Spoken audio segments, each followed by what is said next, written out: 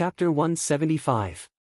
But the problem at hand is that the two families are in-laws, and the feelings of his sister-in-law, Guan Qinghan, must be taken into consideration. The alliance between the two families must also be considered. This is not something that can be exchanged for the life of a mere Guan Qingyu. The bigger picture is the most important. Guan Qinghan couldn't help but be overjoyed. This matter could be resolved in such a manner, and this would be the best outcome.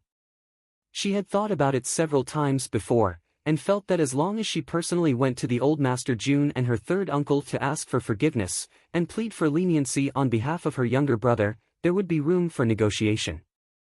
However, the one who would be in a difficult position was the young Master Jun. Her younger brother had been blinded by greed, and had vowed to kill Jun Mo Xia. Who would have thought that Jun Xiao-san would be so magnanimous as to resolve this matter in such a manner? Even his brother-in-law, who was usually an eyesore, suddenly found him pleasing to the eye. Many thanks for third young master's generosity. Guan Donglu thanked him sincerely. As the head of the family, how could he not understand that this was the best time to quell the Jun family's anger? Then he turned around and roared, "You two little bastards! Hurry up and go back to the guest room to reflect on your misdeeds. When this old man gets back, I'll peel off your skin." Jun Wui closed his eyes and didn't say anything. The two brothers hung their heads low and walked out of the room. Jun Moxie could clearly see the trace of a smile on Guan Qingbo's face. Guan Qinghan hesitated for a moment, but still called two servants over and ordered the kitchen to prepare another table of dishes for them. No matter what mistake they had made, they were after all brothers of the same family. "Brother Guan." Jun Wui slightly raised his head, and a cold glint flashed in his eyes.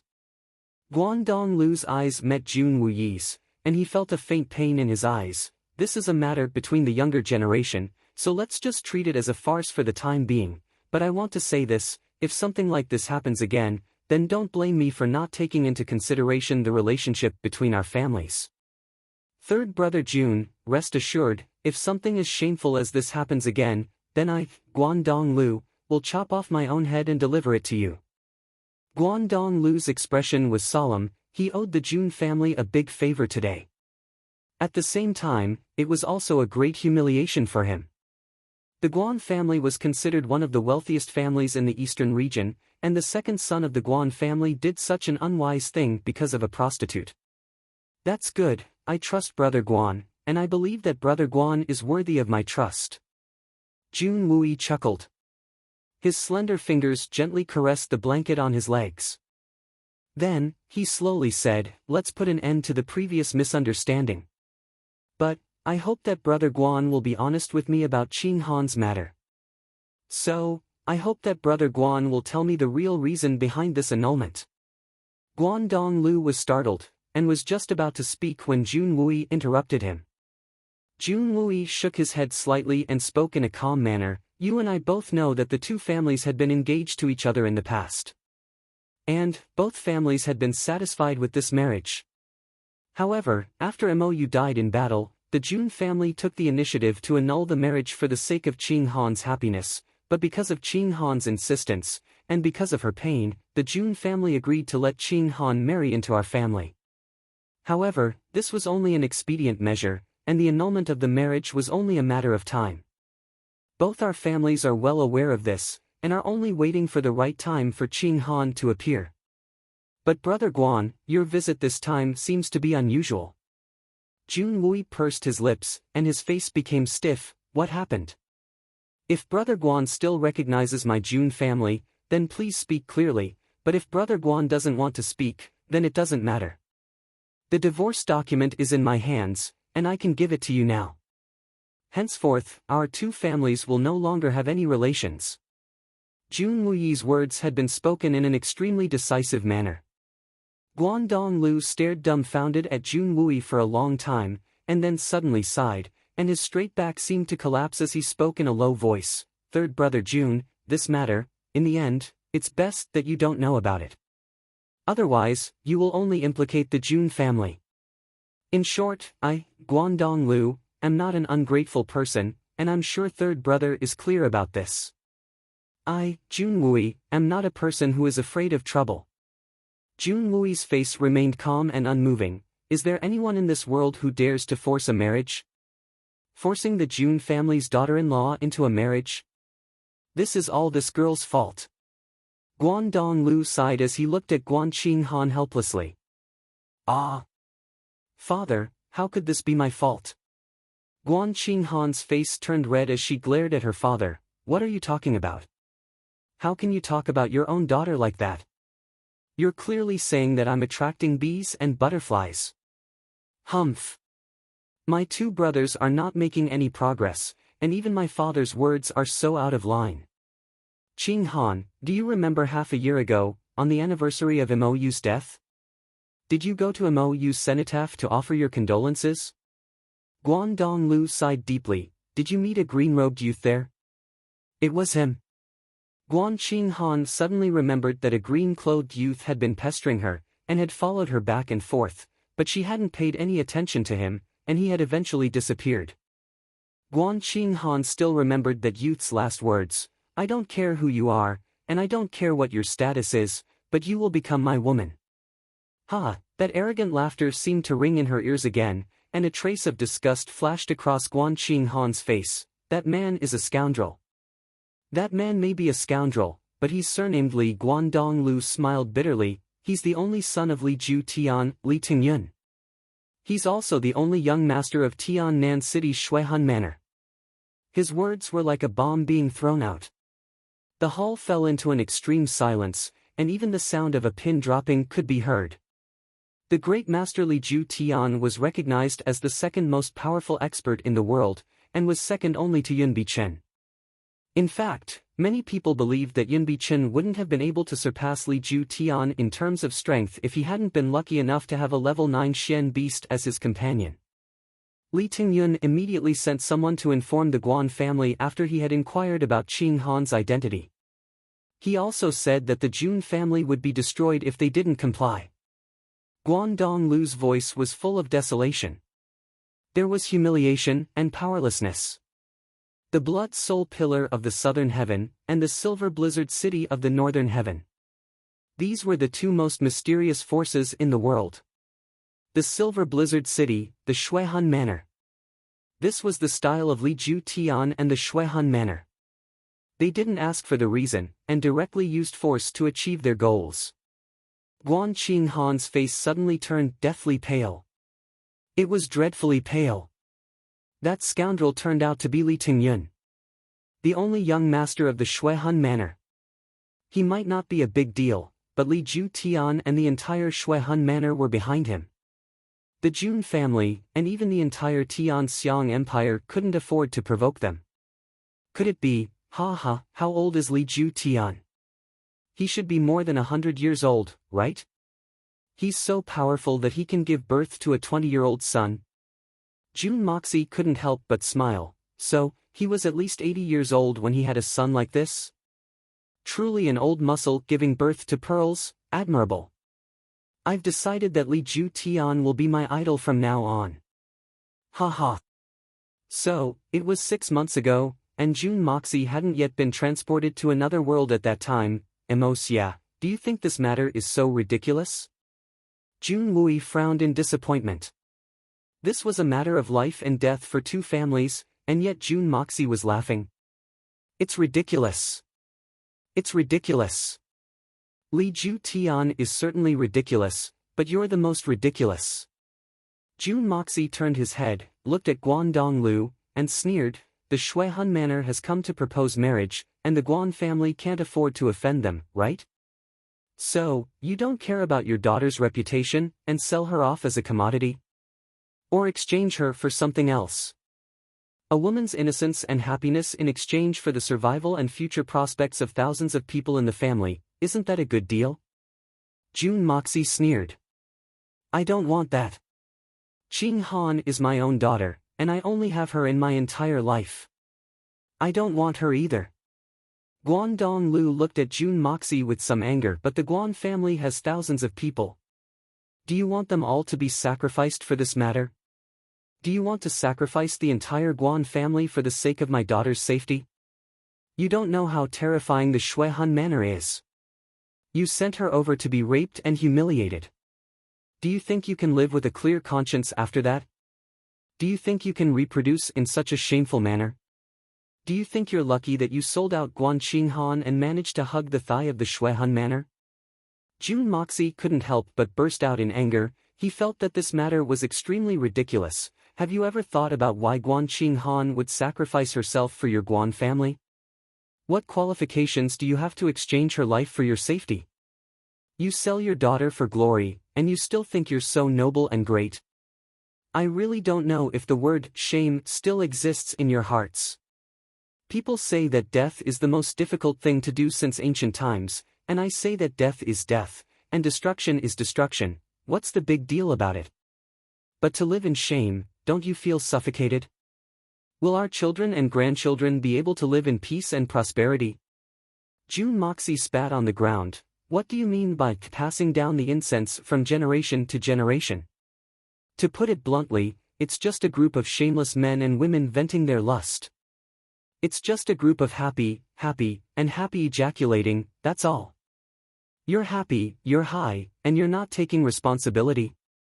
What kind of bullshit theory is this? Emos yeah. Jun Wui lightly shouted, don't be presumptuous. Although he was shouting, Jun Wui didn't hide the appreciation in his eyes. Although the latter part of his nephew's speech was really out of tune. But this kind of iron-blooded style was what Jun Wui appreciated the most. What is a man? This is it.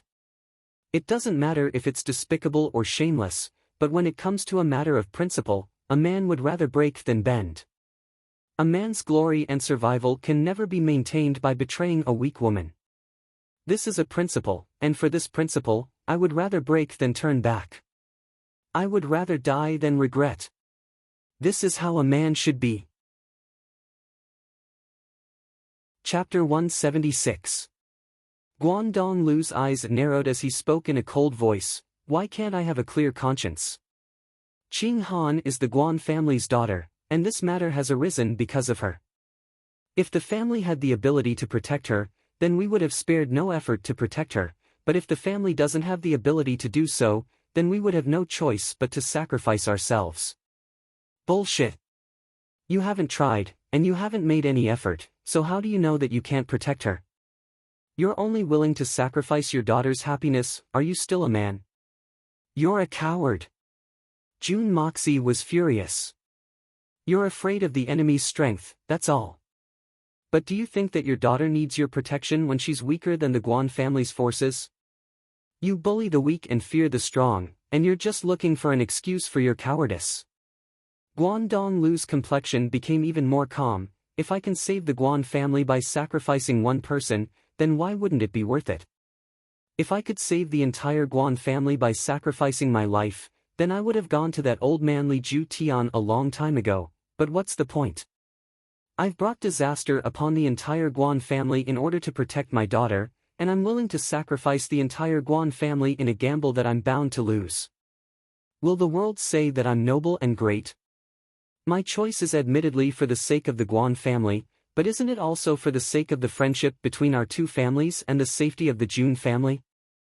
If I really wanted to stay out of this matter, then I can only push all the blame onto the Jun family. How would my Guan family suffer if that happened? One couldn't help but admit that Guan Donglu's words were reasonable. As the head of a family with over 1,000 members, the choices he could make were very limited. Moreover, the fact that he didn't abandon the Jun family at this time was commendable.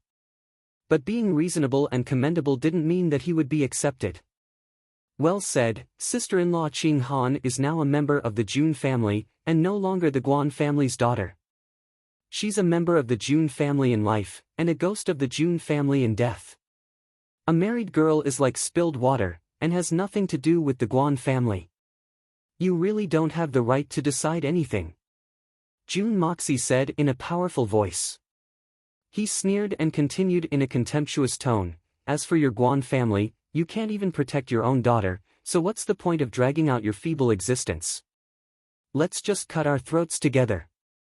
The Shuehan manor had taken a liking to Guan Qinghan, and if they couldn't satisfy them, then both the Jun family and the Guan family would inevitably suffer a calamity. No one had ever dared to violate the authority of the Shuehan manor. Guan Donglu, as well as the entire Guan family, although they were helpless, in a sense it was also understandable. He believed that many people would make the same choice, and marriage between women was a very common thing in this era. In Guan Donglu's eyes, sacrificing a woman in exchange for the survival of two great clans was a perfectly reasonable choice. There was no need to make such a contradictory choice. She was just a woman. So what if she was his biological daughter? However, Jun Moxie would never allow himself to live in such shame. What kind of man could he be if he couldn't even protect a woman from his own clan? What was the point of living in such humiliation? From Jun Moxie's point of view, it wasn't a matter of Guan Qinghan's reputation or survival. It was a matter of his own principles. Perhaps such a decision was stupid, or perhaps such a decision would lead to the destruction of both the Guan family and the Jun family. But in Jun Moxie's heart, there was no room for compromise. Even if it meant sacrificing the lives of millions of people in Tianxiang, Jun Moxie would still make the same choice. Life or death. What the hell? A man lives with a single breath, and a Buddha fights for a single incense. If he had to give away an innocent woman in exchange for his own survival, then he might as well just die. It didn't matter if he was innocent or not, it was still a disgrace. A man couldn't bear such a disgrace. Not to mention that this had happened right beside him. Even if Jun Xia hadn't been by his side, he wouldn't have been the first to punish the bully who had kidnapped the girl. Instead, he would have gone to exterminate the entire family who had given away their daughter. You don't have the right to live in this world. If you lose your dignity as a human, then what's the point of living? Don't you want to survive? Then I'll destroy you first. I'll let you survive. Survival my ass. Hitman Jun's argument was undoubtedly very different, and had greatly deviated from the style of this world, so it was naturally difficult to gain the approval of most people, such as Jun Sunshao. You will bring disaster to the Jun family if you do this. Have you ever considered the disaster that your impulsive decision will bring? Even if it's the Jun family, do you think it's only yours?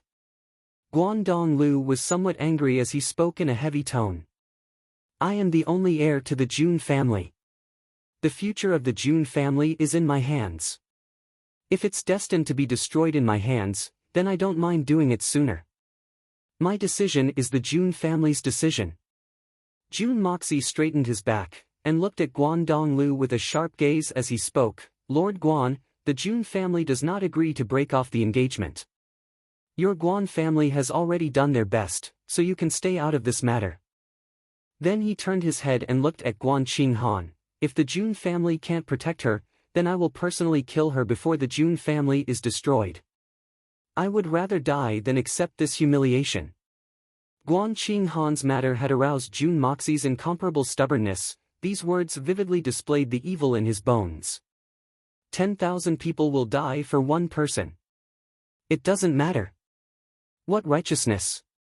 What big picture? Fuck off. A Jun family member lives as a member of the Jun family, and dies as a member of the Jun family. A dead person will always be a member of the Jun family no matter where they go. Jun Moxie's temperament had always been like this, whether it was in his previous life or this one. Even if it wasn't for Guan Qinghan, he would still make the same choice. Even if it was a woman he didn't know, he would still do the same. Guan Qinghan's tears flowed down her cheeks. She had already given up all hope, and had already accepted her fate. The Shuehan Manor was the most forbidden place in the entire continent. The world was so big, and there were so many talented people, but how many people would dare to disobey the orders of the Shuehan Manor? Even Jun Wui wouldn't be able to stop Guan Donglu if he insisted on going his own way. After all, Guan Qinghan was the daughter of the Guan family's Guan Donglu. She only needed to cancel the engagement, and then she would have nothing to do with the Jun family. Guan Qinghan was even prepared to sacrifice herself for the Shuehan Manor, and then commit suicide. But she had never expected that at this moment Jun Moxie would actually stand up. She had always looked down on this brother-in-law of hers, and had abused him for several months. This debauchee brother-in-law of hers had actually said such words.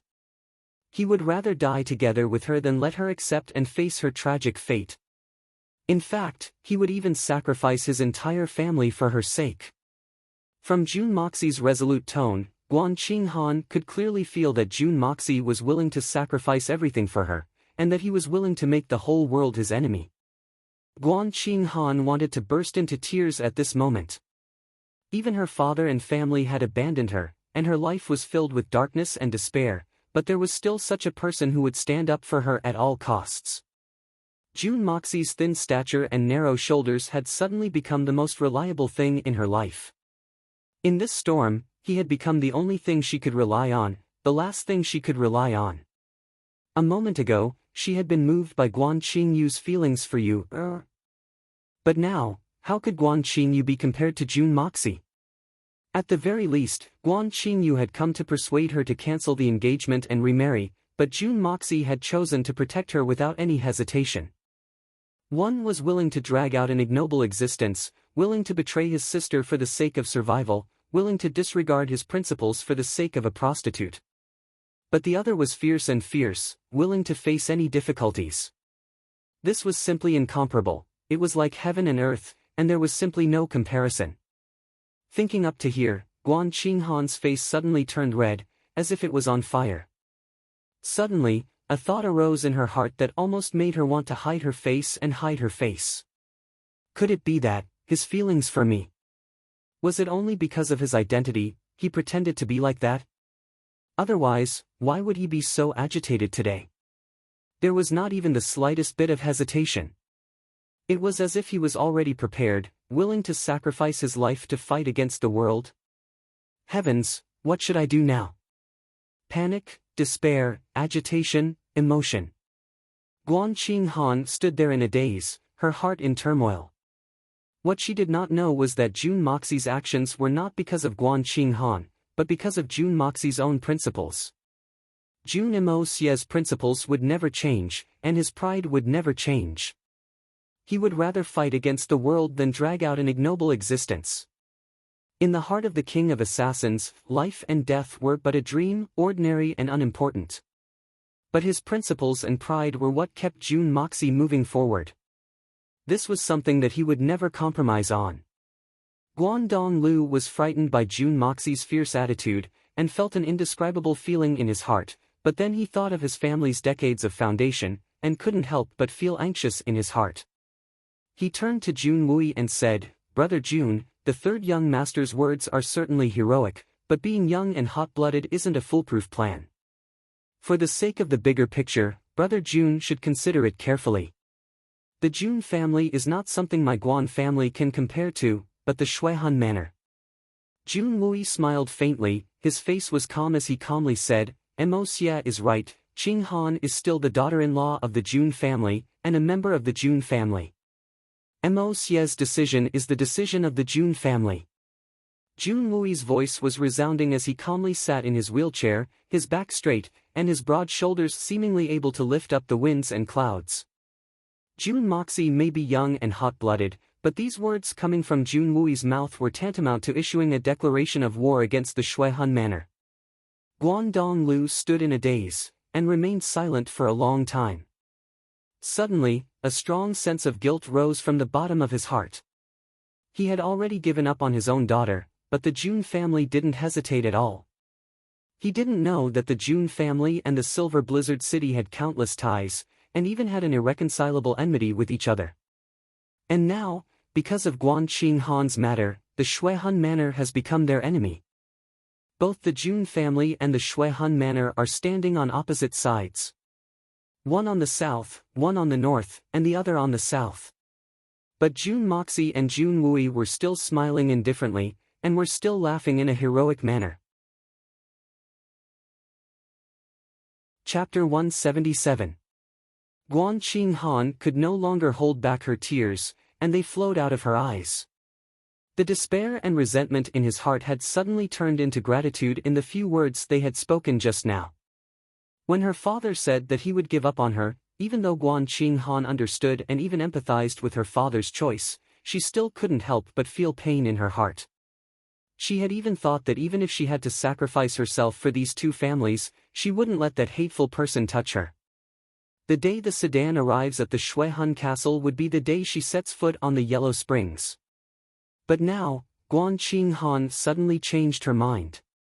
People can't always plan for themselves in life. She had thought that her father's words, her family's consideration, and her willingness to set foot on the sedan was already very great.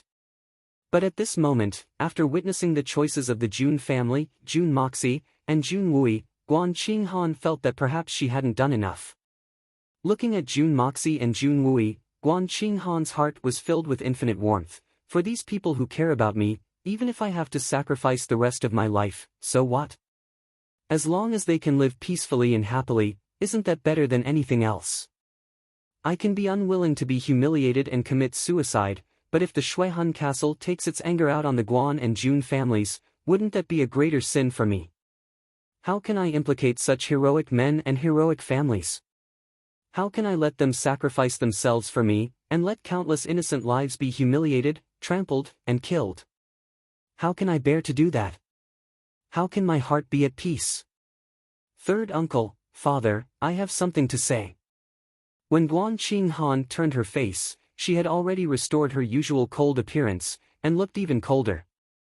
If you have anything to say, say it, third uncle will definitely support you. Jun Wui looked at her, and suddenly a bad feeling arose in his heart. Guan Qinghan quietly raised her head and looked at the heavy rain outside the hall. She finally made up her mind. She slowly knelt down in front of Jun Wui and slowly kowtowed 8 times. She raised her head, looked at Jun Wui, and calmly said, originally, Qinghan had no right to intervene in the family's affairs, but the cause of this matter is Qinghan. Qinghan is the eldest daughter of the Guan family, and was once the granddaughter-in-law of the Jun family. Not only was she unable to do her best for both the Jun and Guan families, but she also provoked such a disaster. This is a grave sin, and I hope that third uncle, third brother, Mo Xia, and father will no longer argue over this matter. During this period of time, Qinghan had also thought through many things in her heart. Although Qinghan and Mo Yu were engaged to be husband and wife, they weren't husband and wife in name. So, it would be inappropriate for her to shamelessly stay in the Jun residence for too long. Therefore, Qinghan boldly asks the third uncle for forgiveness. Qinghan wants to. Guan Qinghan bit her lower lip and said word by word, cancel the engagement. She weakly lowered her head, as if she had used up all the strength in her body. This matter should have been handled by Qinghan personally apologizing to grandfather, but Qinghan really doesn't have the face to kowtow to him, so I can only ask third uncle to help me. Tomorrow, Qinghan will follow father back to the Guan family. From now on, Guan Qinghan will no longer have any relationship with the Jun family. Jun Wui almost jumped out of his wheelchair. Guan Qinghan's words emphasized that she was only the eldest daughter of the Guan family, and didn't recognize herself as the daughter-in-law of the Jun family. What did this mean? Guan Donglu was aghast when he heard his daughter's words, but there was also a sense of understanding in his heart, as well as a sense of comfort in his heart. With a daughter like this, what more can I ask for? His daughter's choice could be said to be the best choice for the Jun family and the Guan family. However, this girl has suffered. 2 lines of tears silently flowed down his cheeks. Jun Moxie looked at Guan Qinghan in surprise, and saw that her face was still cold and calm, without the slightest ripple, but her hands were clenched so tightly that her knuckles had turned white. Jun Moxie immediately understood what she meant. Qinghan, this decision is no small matter, as it concerns your entire life. I advise you to reconsider. You only need to say one word, and you will forever be the daughter-in-law of the Jun family. As long as the Jun family is still breathing, no one will be able to force you. Jun Wui's eyes didn't look at Guan Qinghan, but rather at his own hands, which already possessed the strength of Tianxian. There is no need to reconsider, I have already made up my mind, and I hope that the third uncle will agree. Guan Qinghan smiled sadly, in fact, Mo Yu and I have only met 3 times, that's all. What happened back then was also my unrepentant stubbornness, Anne. Guan Qinghan turned her head and looked at her father. Guan Donglu turned his head away in embarrassment. As a father, he didn't dare to look directly at his daughter's eyes at this moment. He was afraid that his heart would soften, and he would open his mouth to stop his daughter. Guan Qinghan smiled lightly and changed the topic. Time will never turn back, and the past is the past. In fact, it was only a verbal engagement back then, and now even the annulment documents are unnecessary. Qinghan's future marriage will have nothing to do with the Jun family. Jun Moxie could sense that Guan Qinghan wanted to say something, but then hesitated several times as she said this. It was obvious that she was very excited. This caused him to involuntarily ponder over the matter as he looked at Guan Donglu with a questioning gaze. Could it be that there was some hidden agenda behind the marriage that year? Qinghan, the third uncle knows that you didn't want to implicate us, so you decided to sacrifice yourself. However, it was already too late for this matter to develop to this point. It's too late even if you annul the engagement and declare that you are no longer related to the Jun family. As long as I know about this, I won't ignore it no matter how you look at it. Jun Wui pondered for a moment, and then suddenly smiled. Qinghan, don't forget that the third uncle may be a cripple now, but I was once a soldier, and I will always be a soldier. A soldier has the courage of a soldier. A marriage is such a humiliating matter, and as long as a soldier has the courage of a soldier, they will never agree to it. Moreover, this matter happened to you, the daughter-in-law of the Jun family. Jun Wui raised his eyebrows. I can agree to annul the marriage. But the Shuihun manor is something that the Jun family will not allow. You may not be the daughter-in-law of the Jun family, but you are still the daughter of the Jun family, and no one will be allowed to tarnish the Jun family. That's right. Well said, third uncle. Jun Moxie Lenglang said, even if you have good intentions, and don't want to implicate the Jun family, but the Jun family can't withdraw from this matter. Even if you are determined to annul the marriage, we can't let you go back to the Guan family. Do you think that we're only doing this for the sake of that marriage? Humph. This is already a great shame for the Jun family. Jun Moxie glared at her. Don't think too highly of yourself. Why are women always so short-sighted? Jun Moxie's voice was Lenglang's, and his words were quite unpleasant to hear, but Guan Qinghan couldn't help but feel moved when she heard them. Jun Wui called for a servant, and whispered a few words in his ear. The servant quickly walked inside, and after a short while, he took out a small wooden box. He handed it over to Jun Wui. Jun Wui held the wooden box in his hand, and said, Niece Qinghan, this is the annulment document. This annulment document had already been drawn up when you first entered the Jun family's door. The person who presided over it was my father. Once this matter with the Blood Soul Manor is settled, I will announce to the world on behalf of the Jun family that you, Guan Qinghan, have no relationship with the Jun family. But before that, you are still the daughter-in-law of the Jun family. Even if you deny it, we will never agree. Jun Moxie smiled as he looked at the wooden box, and leisurely said, I believe that this wooden box can only have two endings. First, we can safely pass through this hurdle, and then I will personally open it, and give you back your freedom. Second, it will be buried together with us, and you, and turn into ashes. Even if its body is torn to pieces, we will never let it safely enter the Shuihun Manor. Jun Moxie smiled, and lightly said. But this simple and indifferent sentence perfectly expressed his determination to go to the netherworld together, even if it meant perishing together indiscriminately. Guan Qinghan's phoenix eyes were blurred with tears, but when she saw Jun Moxie's calm and warm smile, and saw the heroic spirit of the world brimming between his eyebrows, she didn't know why, but her confused heart suddenly calmed down. Guan Donglu felt as if he was sitting on pins and needles. His daughter's righteous decision had made him infinitely sad, but had also made him feel gratified. But in the time it took to say a few words, the situation had developed to such an extent that he couldn't even try to persuade her. He sighed heavily, and ferociously stamped his foot. Brother Jun, how can I say this to you? Aren't you letting down Qinghan's kind intentions by making such a choice? Is this really good for the country, for the family, for others, and for yourself? I understand Brother Guan's difficulties, but I also understand Qing Han's good intentions. Jun Wui smiled in understanding. Brother Guan is right. I believe that even the current emperor would have made the same choice as Brother Guan. No one can say that you're wrong, it's just that everyone's standpoint is different. In fact, this is the biggest conflict between the military and the government. The government seeks stability, while the military seeks blood and iron. This cannot be reconciled. If the government seeks blood and iron, then the country will inevitably fall apart, but if the military seeks stability, then the country will not be far from being destroyed. And if our Jun family, as the head of the military, were to compromise on such a matter, then wouldn't we become a laughingstock for all eternity? It's not that we don't want to, it's just that we can't, and we don't dare to. Guangdong Lu slapped his forehead. How could I have forgotten about this matter?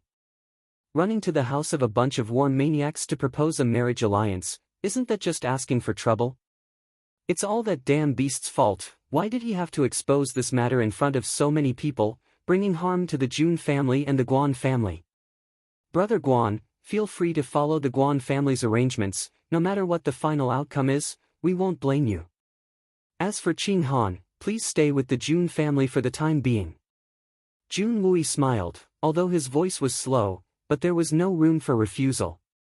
Guangdong Lu sighed, remained silent for a moment, then finally got up and strode out of the room. There was no longer any room for negotiation, and as the head of the family, he had to make many arrangements. After all, the Jun family was not the only one facing disaster, the Guan family was also facing disaster.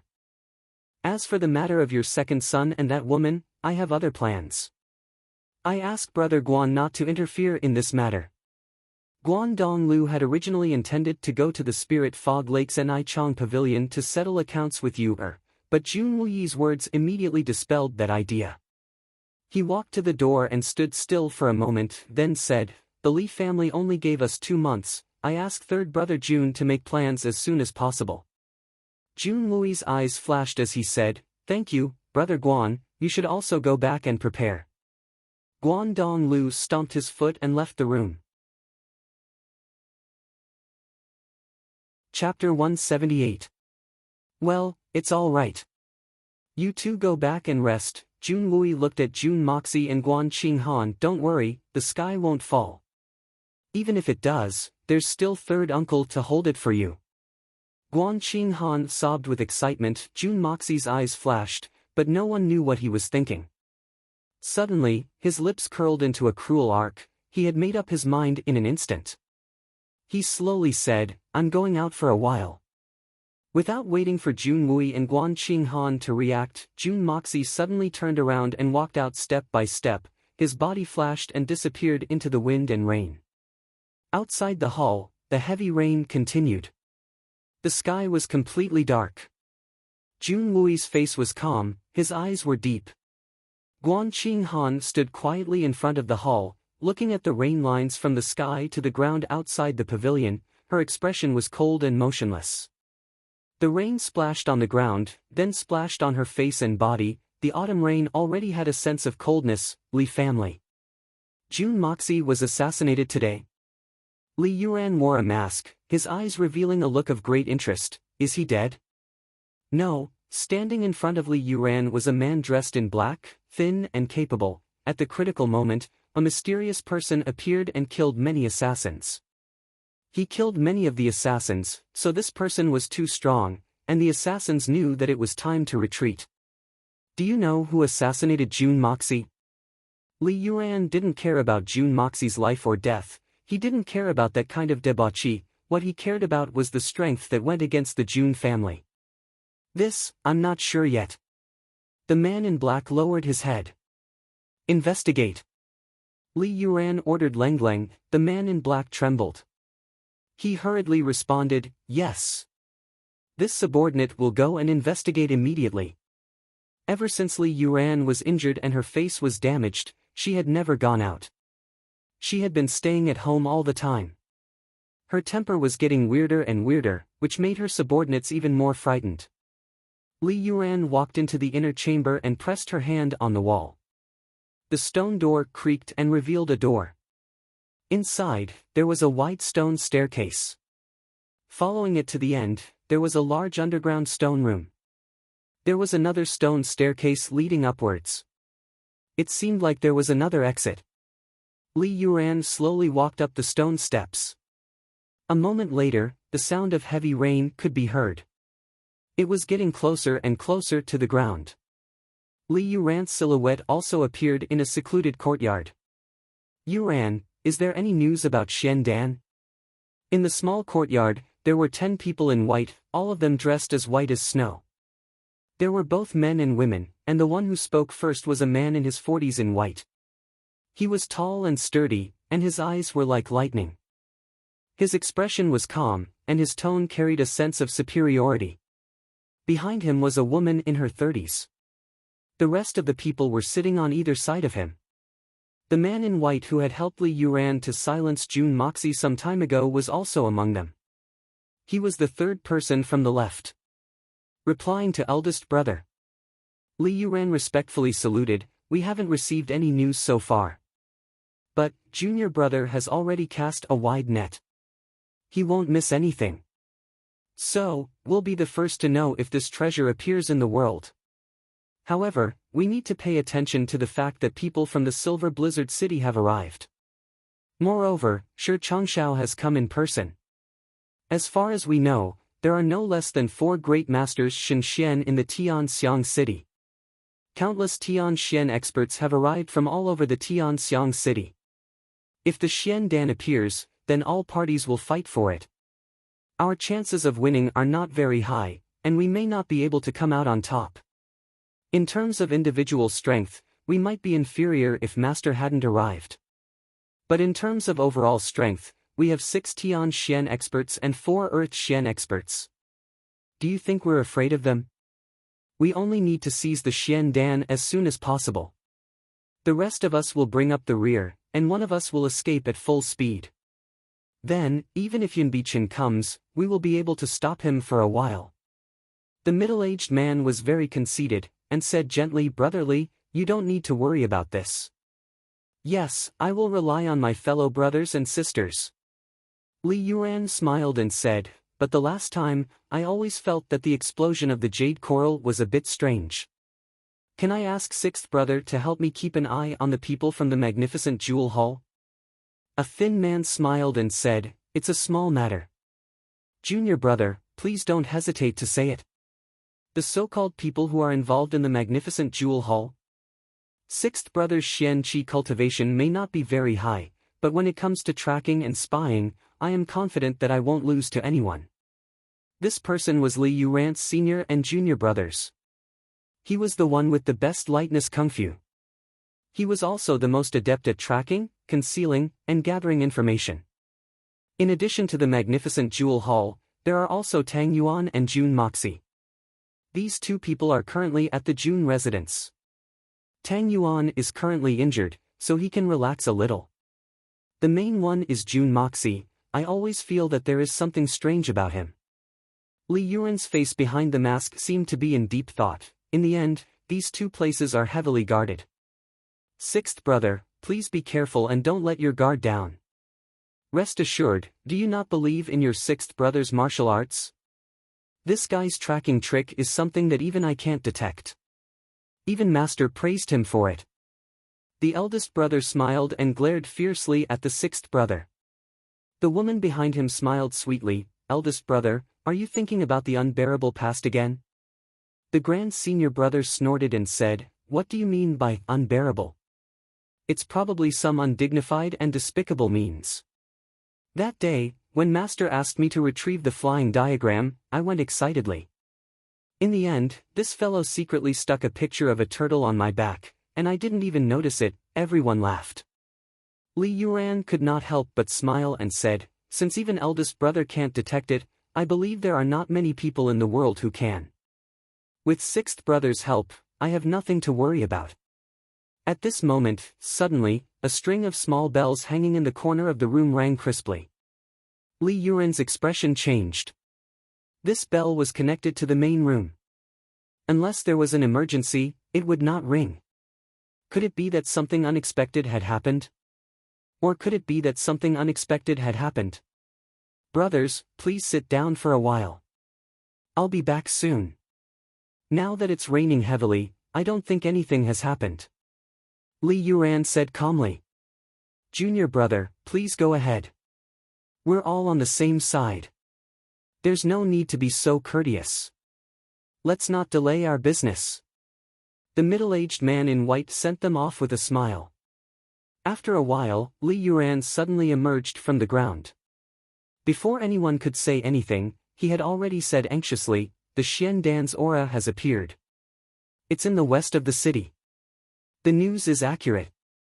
In a while, a large number of masters will be gathering in the west of the city.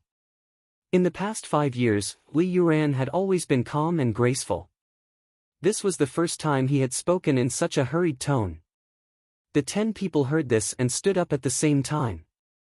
The eldest brother's expression was cold. He waved his hand and said, "Everyone, move out. Go to the west of the city." The 10 figures dashed into the wind and rain with a swoosh. Blue light and yellow gas flashed at high speed. With a swoosh, they disappeared without a trace. Li Yuan stood in front of the stairs and looked at the misty sky. She did not know why, but she felt a little depressed. West of the city.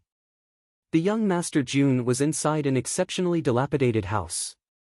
He had changed his appearance, and was wearing a veil over his face.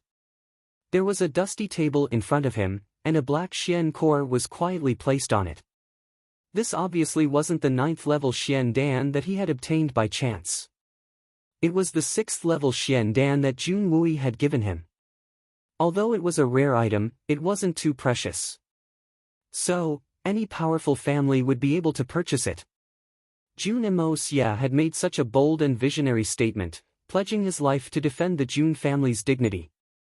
But to be honest, he wasn't completely impulsive. As an excellent assassin, a gentleman doesn't stand in front of a collapsing wall. His first principle was to survive. To be honest, even though Jun Emo Xia was extremely daring, but facing the Shui Han Manor, he was still a bit nervous. After all, the person behind the Shui Han Manor was Li Ju Tian. The entire continent recognized him as the second most powerful person after Shenxian. He didn't have the strength to fight against such an enemy. So, he would be fooling himself if he said that he wasn't afraid. However, fear and apprehension were meaningless when the matter came to a head. Hitman Jun didn't care about these meaningless things. What he really needed to think about was how to solve this problem. After all, the Jun family had already provoked the Silver Blizzard City. It was no less powerful than the Shui Han Manor. If they couldn't deal with one, then they wouldn't be able to deal with another. So, the worst-case scenario would be this. Debts don't get anxious, lice don't get itchy. Damn it! This is nothing more than a life-and-death struggle. Jun Moxie was hot-blooded and couldn't bear the shame. However, the disparity in strength between the two sides was obvious. But since the other side couldn't be defeated, then he would have to use his wits. But where would he get his wits from? These two powerful enemies couldn't be dealt with by ordinary means. Jun Emo Xia had to consider several times before deciding on a strategy that was vague, but feasible at the present stage. After studying the level 9 Xian Dan many times, Jun Moxie discovered that the strange qi in his body, which was derived from the art of unlocking the heaven's fortune, could imitate that kind of aura in a short time. Jun Moxie had been thinking about this since that day. Jun Moxie had experimented many times after obtaining the level 6 Xian Dan. Of course, the original level 6 Xian Dan had been turned into a mess. No one could tell what kind of Xian beast this Xian Dan was. Even the energy inside had been turned into a mess by the art of unlocking the heaven's fortune, and could no longer be used. Jun Emo Xia had originally planned to wait a few days for Tang Yuan's condition to stabilize. Then, he would start the auction once Tang Yuan's injuries had healed. Then, he would throw out this Xian core, provoke a scramble, and profit from it. But now that the Shui Han Manor was involved, he immediately changed his mind. The hitman Jun decided to start the plan ahead of time. Time waits for no man, and there was no time to lose. He had to improve the strength of Grandpa Jun and his third uncle Jun Wui in the shortest time possible. Only then would they have the opportunity to protect themselves in such a serious situation. Only the hardest fist would make the most sense. Chapter 179. At present, for the sake of the level 9 Xian Dan, the number of powerhouses that had come to the Tianxiang city was uncountable. Many of them were Shenxian, and even 2 of the 8 great masters had appeared. Although each and every one of them were in a dormant state, but as long as the Xian Dan appeared, there would inevitably be chaos. In Jun Moxie's view, this kind of chaos was very advantageous to him. Perhaps they would make use of this chaotic situation, as well as the strength of their experts, in an attempt to weaken the 2 opposing forces. Jun Dashao no longer hesitated, closed his eyes, and kept his mind clear. He placed his hand on the Dan and felt the cold sensation on his fingers. In a flash, Jun Moxie activated the mystical power of the Hongjun Pagoda. In a split second, a rich amount of spiritual qi rushed out and slowly poured into the Dan through Jun Moxie's meridians. With Jun Moxie's own cultivation, he was still unable to trigger such a huge qi field. Therefore, he had to rely on the power of the Hongjun Pagoda. In the dark room, the originally dark Xian Dan suddenly showed a dark golden luster. It lit up for a moment, and then disappeared without a trace. In an instant, a powerful energy was emitted from the Xian Dan and spread out in all directions. It's the energy of a high-level Xian Dan. What a pure energy! In the secret chamber of the magnificent Jewel Hall, 3 white-haired old men were sitting cross-legged, warming their meridians. Suddenly, the 3 of them opened their eyes, and the 9th elder in the middle blurted out, "Peak level 9 Xian Dan." The 3 of them looked at each other and saw the same words in each other's eyes. "Go!" The 3rd elder gave the order, and the 3 of them no longer hesitated. At the same time, they leapt out like lightning. With a loud bang, a big hole was made in the roof, and the 3 of them stood at the highest point of the magnificent Jewel Hall. The sky was filled with lightning and thunder, and the sky was filled with torrential rain. The amiable 3rd elder closed his eyes and searched for a while before opening them again. His eyes flashed like lightning and his face was solemn as he shouted, "The Xian Dan has been locked onto. It's on the west side of the city." At the same time, the eyes of the other 2 people also looked towards the west side of the Tianxiang city, which was shrouded in rain. "Let's go!" The 3 human silhouettes flew up like big birds, flashed in the air, and disappeared without a trace. Only the big hole in the roof allowed the torrential rain to pour into it. After they left, the other 4 figures appeared at the same time. This time, it was 3 men and 1 woman. The girl said, "Hee, how can I miss out on such a fun thing? Let's catch up and have some fun." Before he finished speaking, he flew out as if he was afraid that someone would stop him. The other 3 looked at each other, smiled bitterly, and followed him. 2 of them were relatively close to each other, while the 3rd person was far away from them. In the royal guest reception inn, 6 human silhouettes flew out at high speed from the eastern side of the courtyard. Each of them was surrounded by a blue light as they stood solemnly outside. Then, a man in a loose robe with wide shoulders and long arms appeared in the doorway. He was almost 9 feet tall, but he was extremely thin like a bamboo pole. His face was simple and unsophisticated. Suddenly, his tall figure appeared in the middle of the crowd. Among these 7 people, 6 were Tianxian experts. Although the remaining 1 didn't reveal his cultivation, his status was obviously higher. Such a powerful lineup. The unsophisticated man said in a low voice, "Let's go." The 7 people jumped up at the same time. At this moment, the door of the western side of the courtyard opened with a squeak, and a voice slowly said with a smile, "Brother Sher, why don't you wait for me for such a wonderful thing? Don't tell me you want to keep it all to yourself." A white figure slowly walked out of the heavy rain. The heavy rain that filled the sky actually couldn't wet his robe. He walked in the heavy rain, but it seemed like he was walking in a garden filled with fresh flowers. His every movement was elegant and calm. the imperial advisor of the Yutang Empire, Fei Mengchen. Fei Mengchen. The man in the loose robe, Leng Leng, smiled and said, "No one will stop you, as long as you are not afraid of death. You can come with me." Fei Mengchen laughed out loud, "Brother Shi, others may care about your title as one of the 8 great masters, but you should know what kind of person I am." This tall man in the loose robe was one of the 8 great masters, Shi Changshao of the Shenxi Empire. Shi Changshao smiled coldly and didn't say anything else. He waved his sleeves and flew up like he was riding on a cloud.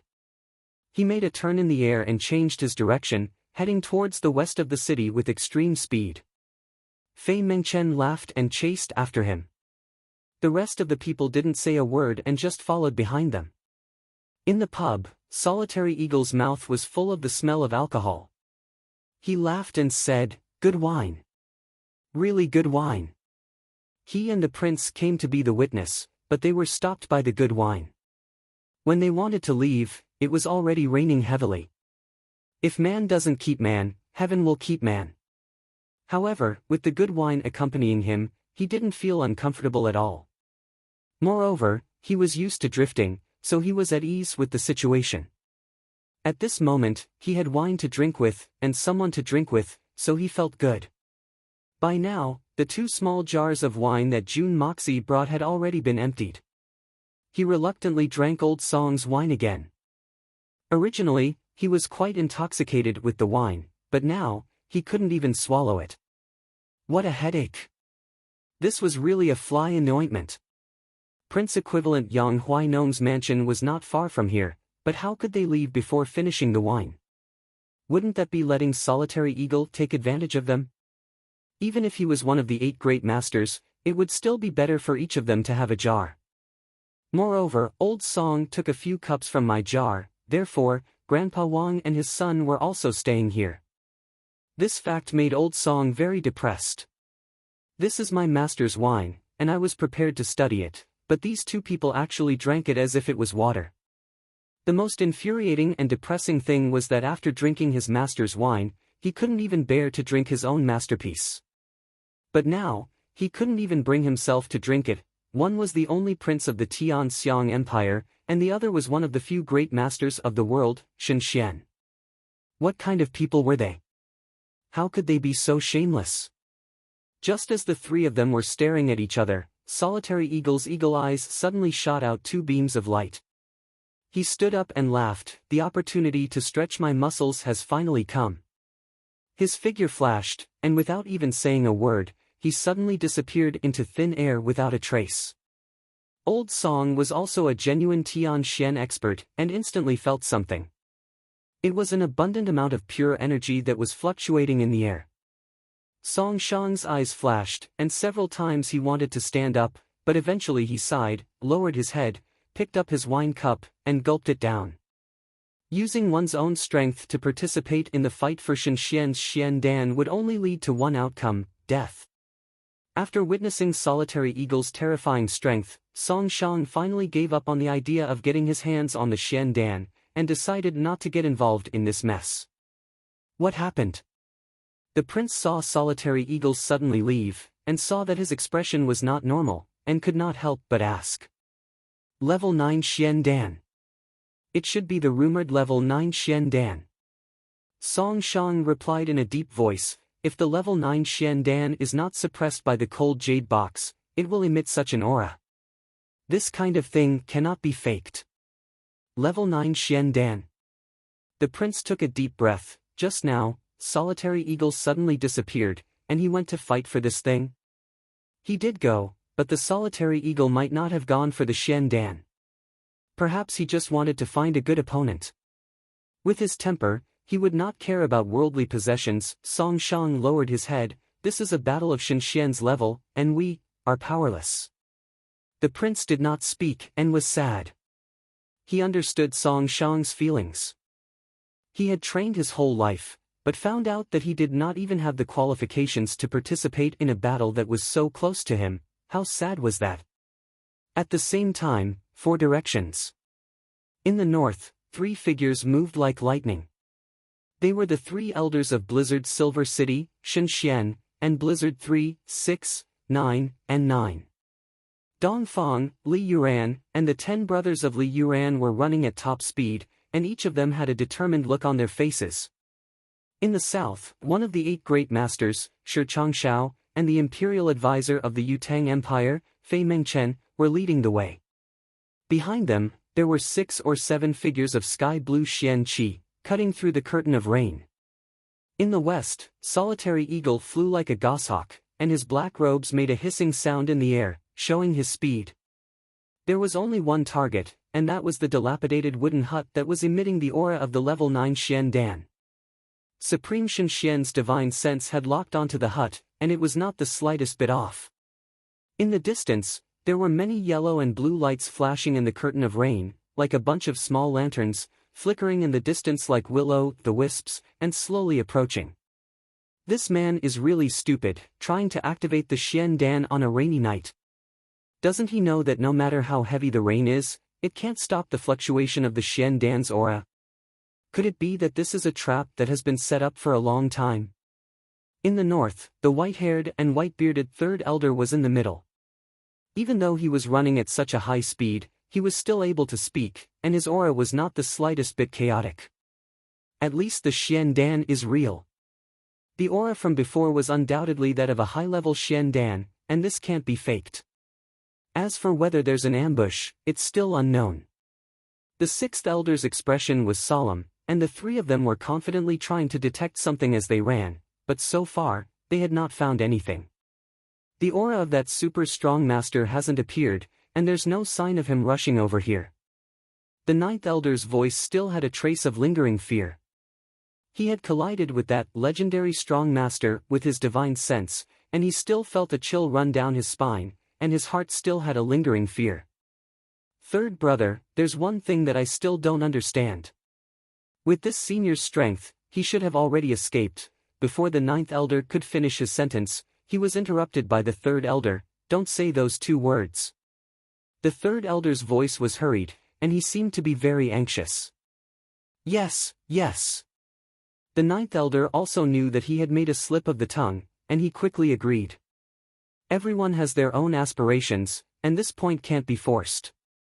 After the 3rd elder finished speaking, the 3 of them didn't say a word, and continued to advance at high speed. Chapter 180. There are also people coming from the east, but their strength.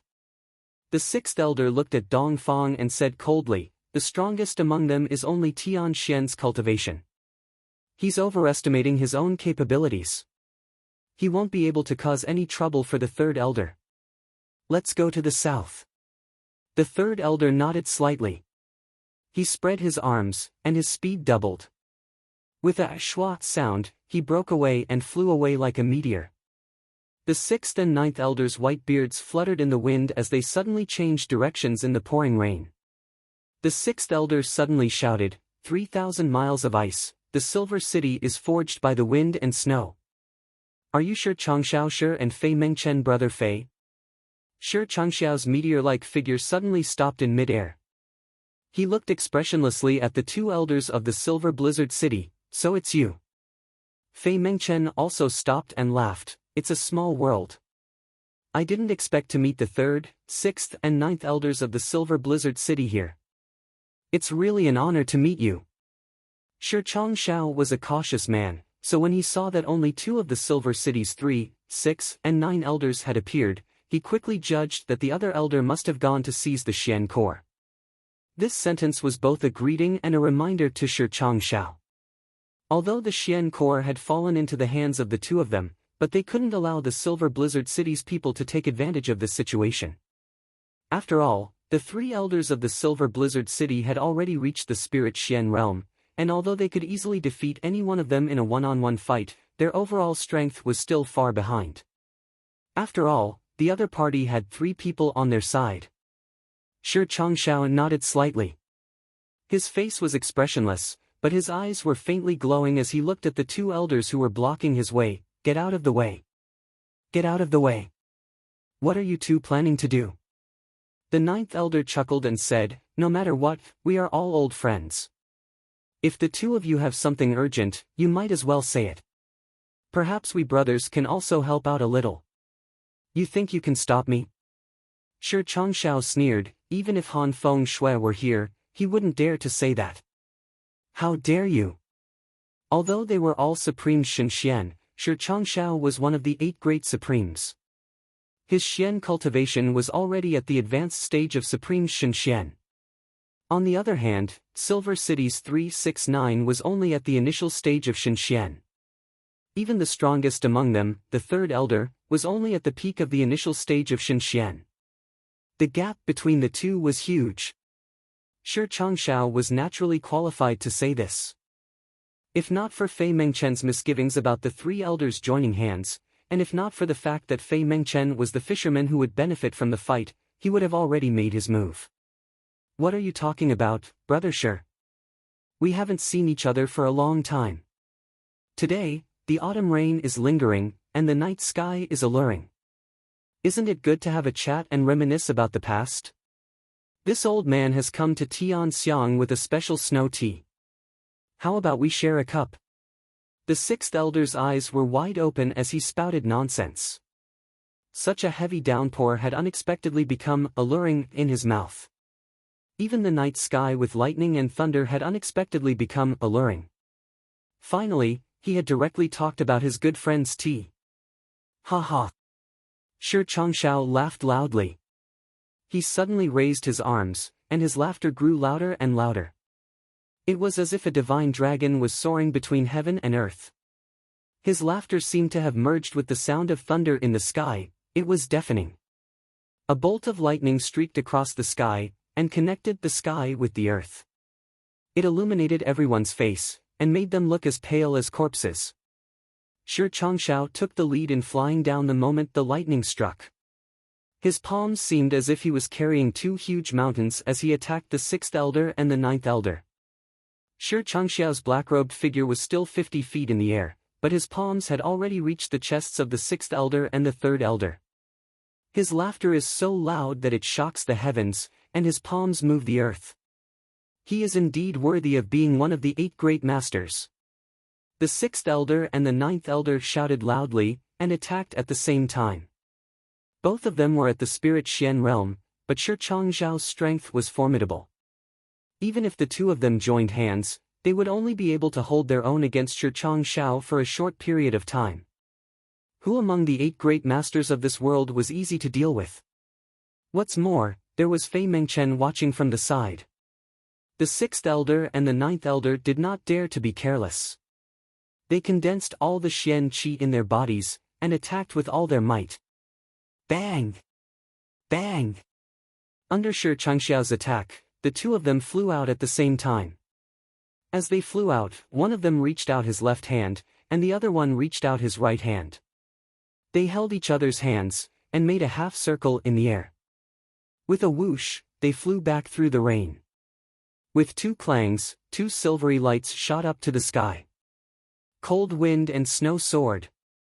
As the sword lights shot out, it seemed as if snowflakes were falling from the sky, and the cold wind was piercing to the bone. Shi Changshao shouted excitedly, and shouted, "The cold wind blows, and the snowflakes dance in the sky." For Han Feng Shui to have the two of you practicing this set of cold wind flying snow sword technique to such an extent, the title of Supreme Feng Shui is not in vain. Both of his palms moved back and forth, and the snowflakes that filled the sky couldn't even touch his body. Brother Shi is right. That's why our governor can be ranked in the top 3 among the 8 great masters. The 6th elder used all his strength to move his sword. His body was erratic, and the sword lights burst out in clusters. How dare you! Shi Changshao shouted, and he was already angry. The 6th elder was clearly saying that he was far behind Zhu Han Feng Shui. Although in reality, he was indeed far behind, but to say it like this, Shi Changshao, who was also a supreme martial artist, still felt a little embarrassed. His body spun in the air, like a giant bat, and strangely froze in the air. Suddenly, Shi Changxiao's body moved from the stillness, and shadows spread out from his motionless body. This scene was extremely strange, as if there were countless Shi Changxiaos in the sky at the same time, and they stood in a row, filling up the sky. Woo! With a strange sound, the countless Shirchangxiaos in the air all fell down with a loud bang, and smashed the snowflakes that filled the sky. At the same time, Fei Mengchen let out a long shout, and swept past the sixth elder like lightning, rushing towards the shabby house without looking back. The timing was just right. At this moment, if the sixth elder and the ninth elder chose to stop Fei Mengchen's advance, they would definitely die under the palm of Shirchangxiao. Without a choice, the two of them could only watch as Fei Mengchen forced her way through, and they still had to deal with Shirchangxiao's killer with all their might. Jun Moxie stood alone in the house, and his powerful spirit sense was closely observing everything around him. Suddenly, his pupils shrank, and his body rushed out of the house with a swoosh. He had just come out when a big hole was smashed open in the house with a loud bang, and a white-haired old man rushed out with him. Behind him, the house swayed a little, and then collapsed with a loud bang. The third elder fixed his eyes on the Xian Dan in Jun Moxie's hand, and smiled amiably, and said indifferently, "Your Excellency, an ordinary man is innocent, but treasuring a jade ring becomes a crime. The Xian Dan is something that you shouldn't have, and it's better to hand it over to this old man for safekeeping. This old man will protect your life, and one Xian Dan in exchange for one life, that's very fair." "Is it really fair? The Xian Dan and my life belong to me, how can you protect it? There are so many experts in Tianxiang City, how can you guarantee that you will protect my life?" Jun Moxie's face was a little nervous, and he was cursing in his heart, why is there only one? Where the F***K are the rest of them? Is there something wrong with my simulation of the Xian Dan's energy? His mouth was rambling, but his heart was already on high alert, because the person in front of him was a genuine great master, Shen Xian. He believed that as long as he raised his hand, the Xian Dan would most likely fall into his hands in an instant. Did this old man really take advantage of this situation? Why the F***K are the others so slow? However, Jun Mo Xia was wrong. The third elder didn't want to make a move, but rather, he was worried that the strength of the person who had obtained the Xian core wouldn't be simple. Otherwise, he would have been able to arrive at this place at lightning speed, and yet the person inside the room was able to escape a step ahead of him. Even if he could kill this boy with a wave of his hand, he might not necessarily be able to preserve the Xian core. If he were to act rashly and cause the Xian core to be damaged, then the gains would not make up for the losses. This old man is the third elder of the Silver Blizzard City, and I believe that I still have some credibility. As long as you hand over the Xian Dan, this old man can guarantee that you will be able to leave this place safely." The third elder took a step forward and smiled. The third elder was a master of Shenxian, and he had quickly judged that the strength of the person in front of him wasn't very high, and as long as he took a step forward, he would be able to restrain this person. However, since he couldn't rely on his strength, he could only rely on his wits. Jun Moxie was waiting for a melee, and definitely wasn't going to recklessly fight with the great master, Shen Xian, that would be tantamount to courting death. Therefore, Jun Moxie had to delay the others no matter what. Until then, he couldn't afford to lose. Suddenly, the hitman's body began to emit a green Xian qi, and as he stood in the rain, his whole body looked like a large piece of dazzling jade. "PQ Xian. Haha, it's still not enough."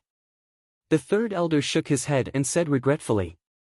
In his heart, he was even more confident that the person in front of him was only a small jade Xian. Such a person could be considered a good expert in the eyes of ordinary people, or even in the eyes of the Tianxiang City, but in the eyes of Shen Xian, he was just a joke. Moreover, it was a joke of an ant. He had been too careful before, and now that he had determined the opponent's strength, he didn't have any interest in talking nonsense with him, and was about to directly snatch the Xian Dan. The third elder was confident that he would be able to take the Xian Dan as soon as he made his move, and that person wouldn't be able to destroy the Xian Dan even if he wanted to. But at this moment, he suddenly discovered something extremely strange. And it was this matter that caused him to stop in his tracks just as he was about to make his move. Because the green Xian Qi on Jun Moxie's body suddenly disappeared, and was replaced by a light yellow color, and then in the blink of an eye, it turned into an earthy yellow, and then a golden yellow. Finally, it turned into a bright yellow. It was brilliant and dazzling, and the rain in the sky seemed magnificent and gorgeous, like a dream, noble and elegant. What's going on? Why did the radiance of the Xian Qi suddenly change from the peak of Yu Xian to the peak of Earth Xian? The third elder had traveled extensively for decades, but this was the first time he had seen such a bizarre thing. This was simply subverting the iron rules of Xian Qi cultivation. How did this guy do it? Chapter 181. Today's second update has arrived. Now work hard on the third update. Seeking monthly votes. Once the Xian Qi had been cultivated to a certain level, it would naturally stabilize. As long as one didn't advance, the color of the Xian Qi would never change. After advancing, although one could suppress their own strength, they still wouldn't be able to emit the color of Xian Qi of a lower realm. For example, even if a Tian Xian expert acted tough, he wouldn't be able to emit the color of Earth Xian Qi. This was a definite thing. There was only one way to change the color of the Xian Qi: advancement. This was an irreversible process. But who had ever seen a person advance from the Jade Xian to the Earth Xian level, and then break through the Earth Xian low level, mid level, high level, and finally to the Earth Xian peak level in a short period of time? As long as one had a normal brain, they wouldn't believe that such a thing could happen. But now, this miracle that no one could believe had happened right in front of the eyes of the third elder, the supreme Shenxian. Even though he had seen it with his own eyes, the third elder couldn't help but rub his eyes subconsciously. This isn't a fucking dream, is it? But it doesn't matter. So what if he's really at the Earth Xian peak? Don't tell me you can defeat me, a supreme divine Xian expert. The third elder comforted himself and shouted, "Kid, don't play tricks and deliberately mystify things. It's useless. Take the Xian Dan," he wanted to say, "Give it to me, Xian Dan." But just as he said the word give, he swallowed the remaining two words due to extreme shock. Damn it, has this world gone crazy? Or is this old man's eyes blurred? Just as he was rubbing his eyes, the bright yellow Xian Qi that represented the strength of the Earth Xian peak disappeared from the black-clothed man in front of him. Instead, it was replaced by a layer of elegant light blue. The light blue continued to expand, slowly turning into a medium blue, then sky blue, dark blue, and finally the azure color of the sea. Tian Xian Peak. The third elder almost had the urge to fall to the ground. In the time it took for him to fart, and even if he did fart, he could not smell the stench. This kid actually advanced from the peak of Yu Xian to the peak of Tian Xian. It was a total of 9 ranks. Holy shit! Could this guy in black be a ghost? Just as he thought of this, something even more shocking happened to the third elder. The color of the azure ocean disappeared from the guy in front of him. This time, no other color appeared. However, the paler it was, the more surprised the third elder was. Did the masked man in black enter the realm of Shenxian? He looked at the color of the black-clothed man in front of him in bewilderment. He saw that this mysterious man's eyes, which were a little impatient at the beginning, were now calm and composed. Slowly, he became calmer. The way he looked at him changed from indifference to pity, and then to contempt. Now, what the third elder saw was Jun Moxie's eyes hidden behind the mask. The third elder felt that this pair of sharp eyes was full of arrogance, as if he had the power of life and death in his hands. This was the gaze of the supremacy of Shenxian. It was even sharper than that of Shi Changshao, or even his city lord, Han Feng Shui. Oh my god! Oh my god! Oh my god! The third elder shook his head. What on earth happened? At this moment, Fei Mengchen let out a clear whistle and landed from the sky.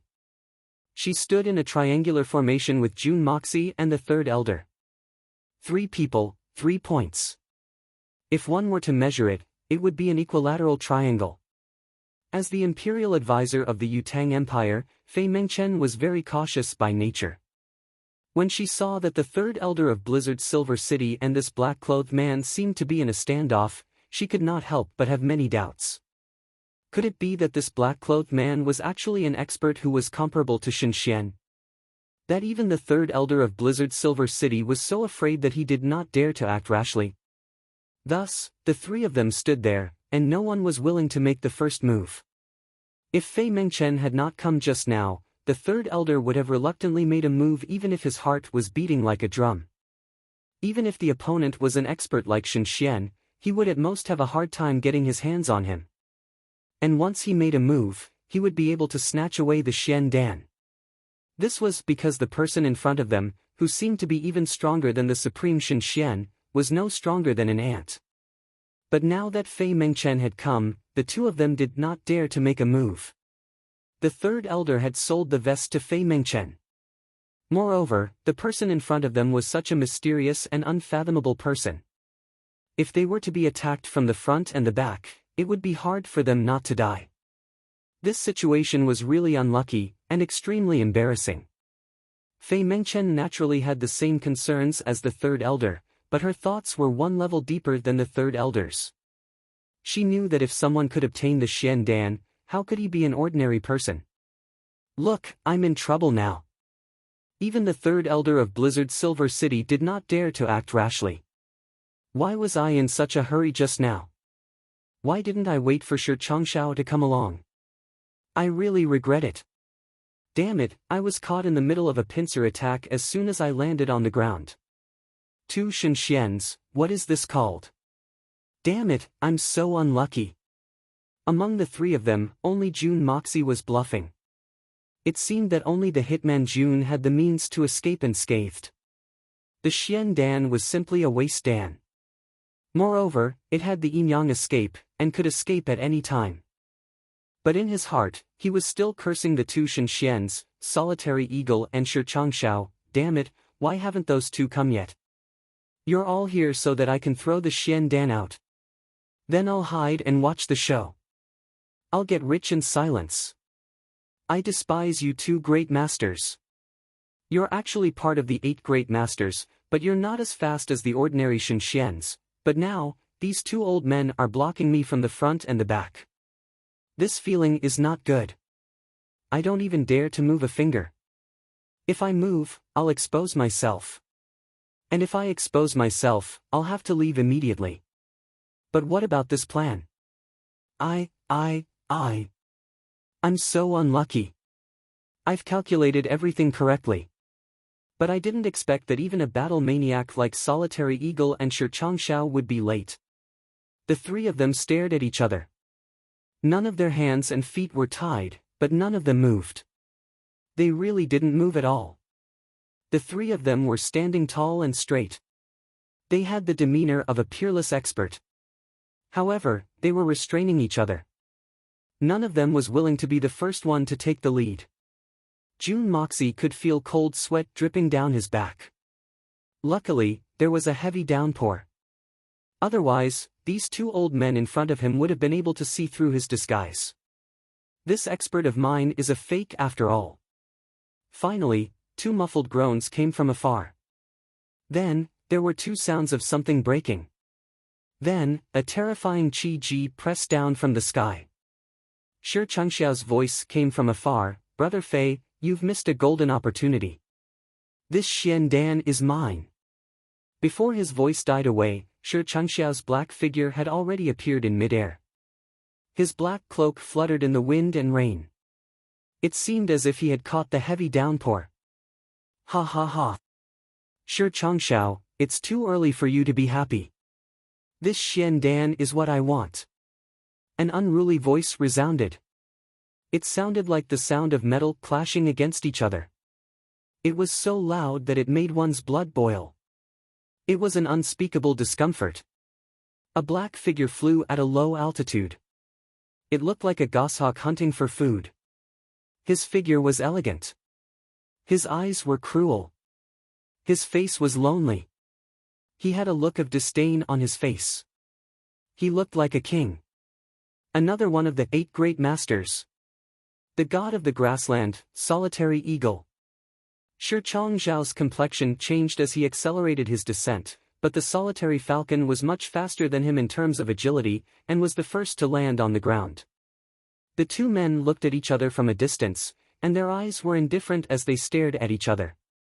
However, the light radiating from their eyes seemed even more shocking than the lightning in the sky.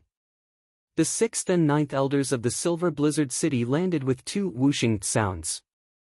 Each of them held a broken sword in their hands. Their complexions were pale, but they weren't seriously injured. They landed behind the 3rd elder. The 3 of them stood shoulder to shoulder. The strength of the 3rd, 6th, and 9th elders wasn't any weaker than that of Great Master Shen Xian. Another 6 people broke through the curtain of rain, and stood behind Shi Changshao. They were Shi Changxiao's subordinates. It seemed that not everyone had arrived yet, so, the seniors were already here. This junior Lei Jianhong pays his respects to the seniors of the Silver Blizzard City.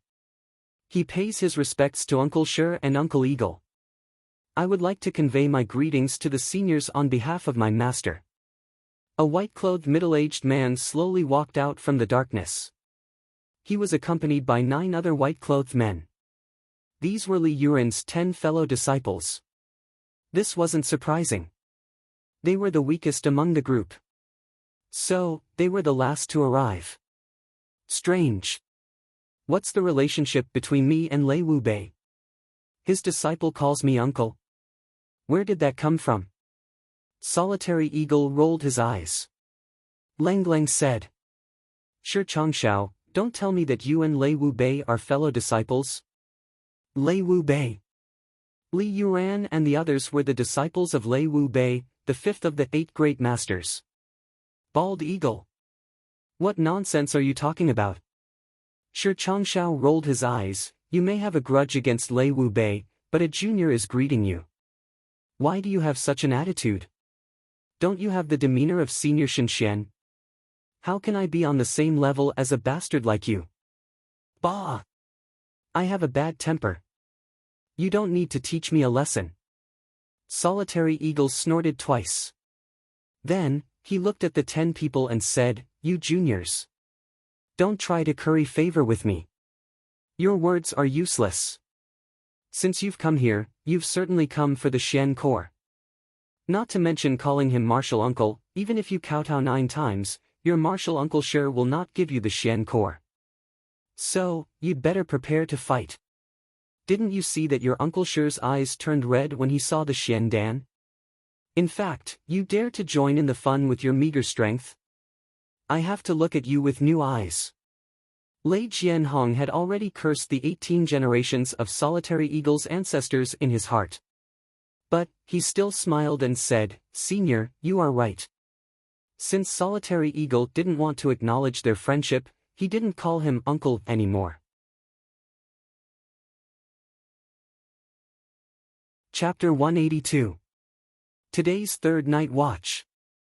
Asking for monthly votes. I won't sleep tonight. Tomorrow's first night watch. The 3rd elder and his 2 brothers stood shoulder to shoulder with a dignified look on their faces. The 3 of them had always believed that Shi Changshao was their biggest enemy tonight, and they believed that as long as the 3 of them joined hands, they wouldn't be any weaker than Shi Changshao. However, the current situation was far beyond their expectations. The black-clothed man with the Xian Dan had unfathomable strength. 2 of the 8 great masters, Shi Changshao and Solitary Eagle, were present. The cold-blooded Master Lei Wu Bei's disciples were also present. Moreover, there was also the Yutang Empire's imperial preceptor Fei Mengchen. Shi Changshao wasn't alone either. He was accompanied by 6 Tian Xian experts. This situation was far beyond anyone's expectations. The situation at the scene was extremely delicate. Jun Moxie was the weakest among them. He was holding the level 9 Xian Dan that everyone was eyeing covetously. The 3 elders of the Silver Blizzard City were Shen Xian. On the other side was the Yutang Empire's imperial preceptor Fei Mengchen. The Solitary Falcon and Shi Changshao were facing off against each other on the periphery of the battlefield. The cold-blooded Master Lei Wu Bei's disciples were at the outermost. They were the 6 Tian Xian helpers of the Master of Life and Death, Shi Changshao. The weakest among them was at least an Earth Xian expert. To be surrounded by these 22 people as the core should be a very honorable thing to do, but also something that would make people feel despair. However, Jun Moxie's heart was filled with excitement at the moment. Everyone is finally here. Then, it's time for my Xian Dan to make its move. I may not have the ability to fight, but I'm definitely the best in the world at escaping. Jun Moxie's eyes flickered, and he was about to make his move when he saw shadows flashing in the distance. 4 people in white were quickly approaching. And among these 4 people, Jun Moxie actually knew 2 of them. Xiao Han, Mu Shuetong. At Xiao Han's side, there was a handsome youth with a slightly hooked nose. Mu Shuetong's side was a white-clothed girl with a picturesque appearance. Her hair was like the clouds, her stature was tall, and her skin was as white as snow. But, her face was adorable and naive. His big round eyes looked at the people in the field, and he actually looked excited. After a while, she suddenly raised her snow-white hand, and opened an umbrella with a pop sound. Then, she held it over her head, and shielded herself and Mu Shuetong under the umbrella. Everyone was a person with keen eyes. How could they not see clearly? On the surface of this small umbrella, there was actually a picture of a cute and adorable little bear. When the 3 elders saw this scene, they immediately complained in their hearts. My little grandaunt, this kind of scene, the 3 of us old bones are almost overwhelmed, how can you come? Wouldn't that be asking for our lives? The silver snakes were dancing in the sky, and the faces of the people in the field were bright and dark.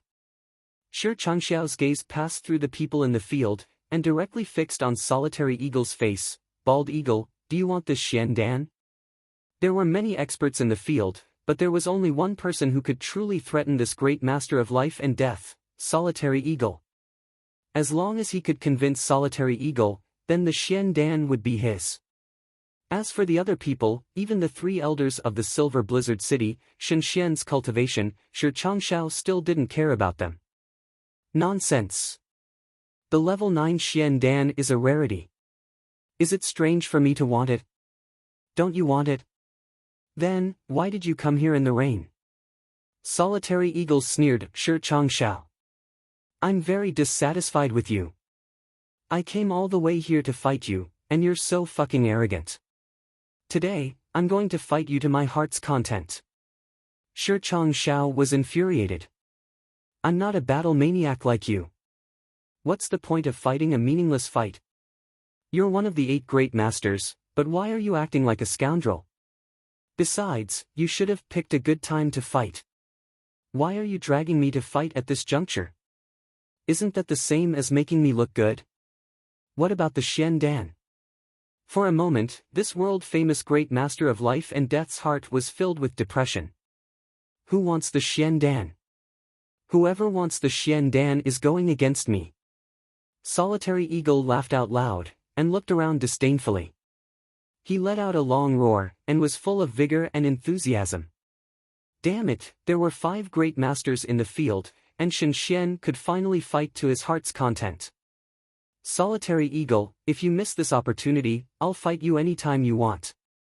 Shi Changxiao's face was cold and expressionless.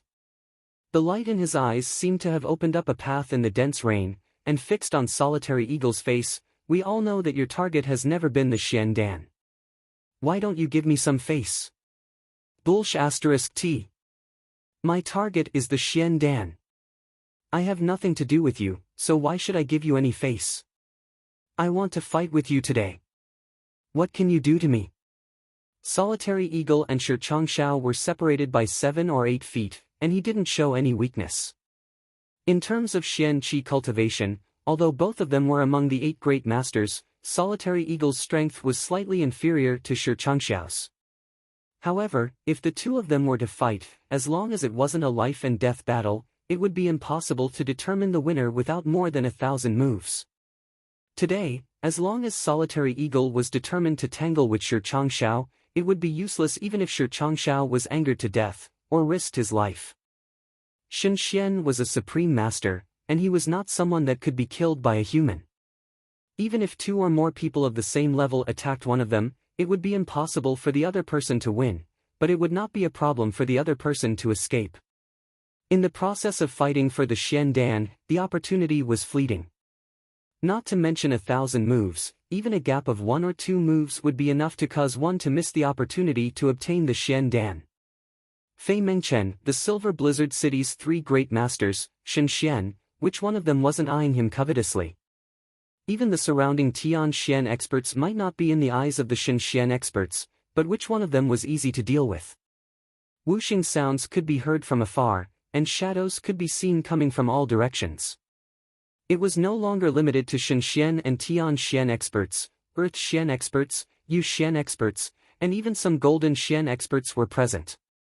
However, seeing that there were so many people gathered here, and that there was no lack of top-notch experts among them, the people who had arrived later carefully stood on the periphery and observed the movements here.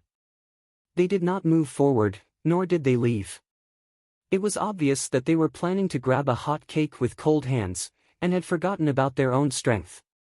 Solitary Eagle's arrogant eyes looked through the curtain of rain, and swept across everyone, regardless of their distance. Suddenly, he looked up to the sky, and let out a long roar. His roar sounded like rolling thunder in the sky, and it seemed as if the ninth heaven's thunder was crashing down, and pounding on everyone's hearts. Some of the weaker people in the periphery felt their blood churning as they heard the long roar. More than 10 people couldn't help but spurt out blood from their nostrils, and their faces turned deathly pale. I am Solitary Eagle. My opponent is Shi Changshao. Solitary Eagle laughed fiercely. There are many people in this world who overestimate their own capabilities. Be sensible, and get out of my sight. A few indistinct cries of alarm could be heard from the periphery.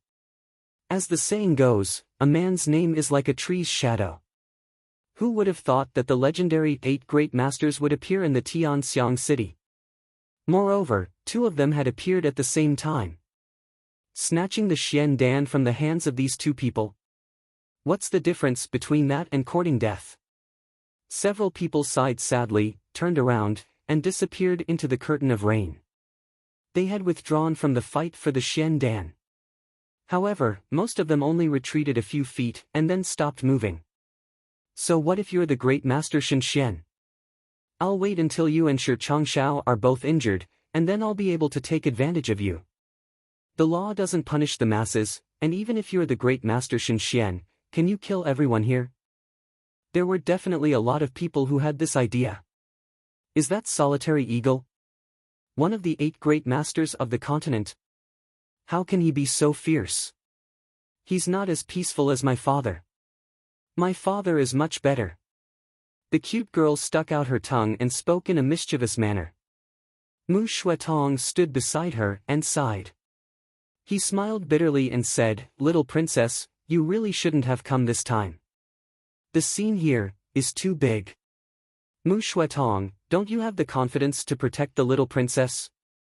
Xiao Han smiled strangely. If you're so afraid of the slightest thing, then leave the responsibility of protecting the little princess to me, you coward.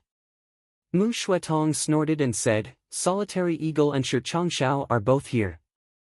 If our Silver Blizzard City manages to obtain the Xian Dan, then it will certainly arouse the hostility of these 2 people. I believe that even the 3 elders of the Silver Blizzard City may not be able to escape unscathed, let alone us. Xiao Han, have you been kicked in the head by a donkey?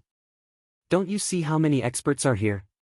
Do you really think that you're superior to others just because you've advanced to the Tianxian realm? You're just a frog at the bottom of a well.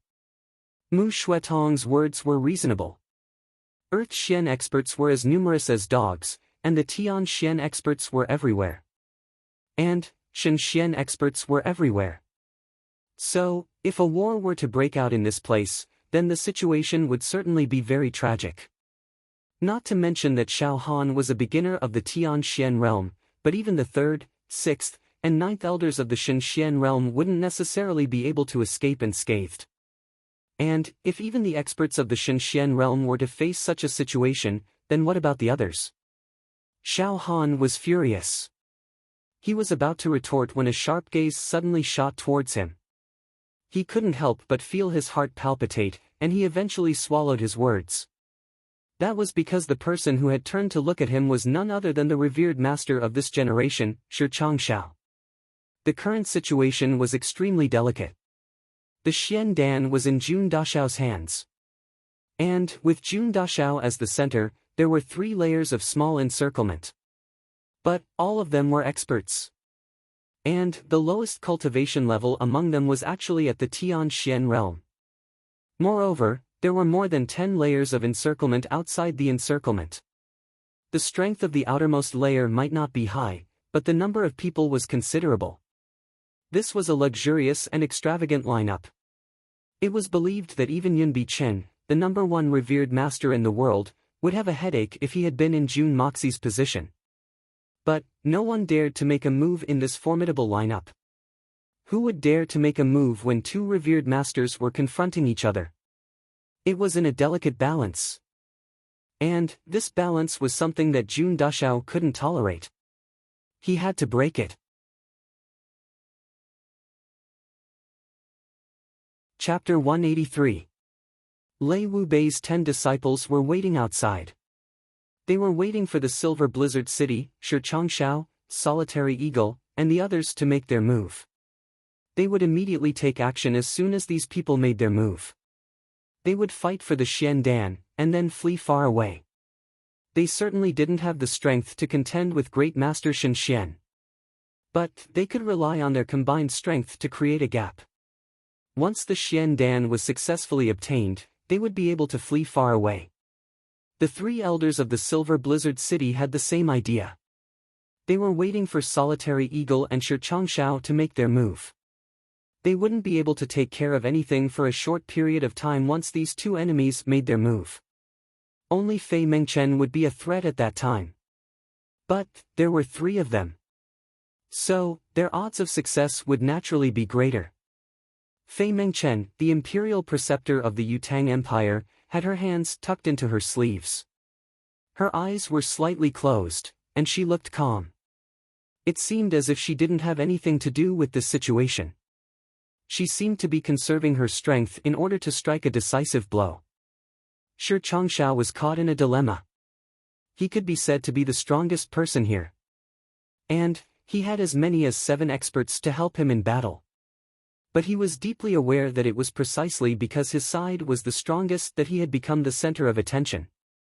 If he didn't make the first move, then this delicate balance could still be maintained. But if he made a move, then it would surely be followed by a fierce battle, a chaotic battle. But, Solitary Eagle was present. Shi Changshao was certain that he would win in such a chaotic battle. But, he wouldn't be able to snatch the Xian Dan. What was the point of him coming here if he couldn't snatch the Xian Dan? He wasn't here for a vacation. Moreover, there were many experts in this place. So, he wouldn't be in any danger in case of a chaotic battle. But, what about his subordinates? Their strength was extraordinary, and they could take charge of an area on their own. But, there were too many experts in this place. If all of them died here, even if they managed to obtain the Xian Dan, it might not be worth it. On the other hand, Solitary Eagle didn't have as many scruples as he did. He wasn't here for Xian Dan at all. He was all alone and had the advantage of being able to leave at any time. This battle maniac was probably itching to fight against so many powerful opponents in front of him. The more Shi Changshao thought about it, the more he felt a headache. He even thought that it would have been better if he hadn't come to seize the Xian Dan. The other supreme martial artist, Shen Xian, Solitary Eagle, was also lost in his thoughts. The reason why these people had gathered here was naturally not to fight with him. If someone were to make the first move, perhaps they would be able to instantly seize the Xian Dan from the hands of that black-clothed fellow. At that time, it would be a long battle of pursuit, and Shi Changshao would surely abandon him to seize the Xian Dan. At that time, he would inevitably lose his original purpose of coming here. For a moment, there were many people present, and all of them were experts. However, no one was willing to make the first move. A hoarse and cold voice rang out, "Motherfucker, all of you only know how to pose here. Are you all fucking wooden blocks? If you want to fight, then hurry up.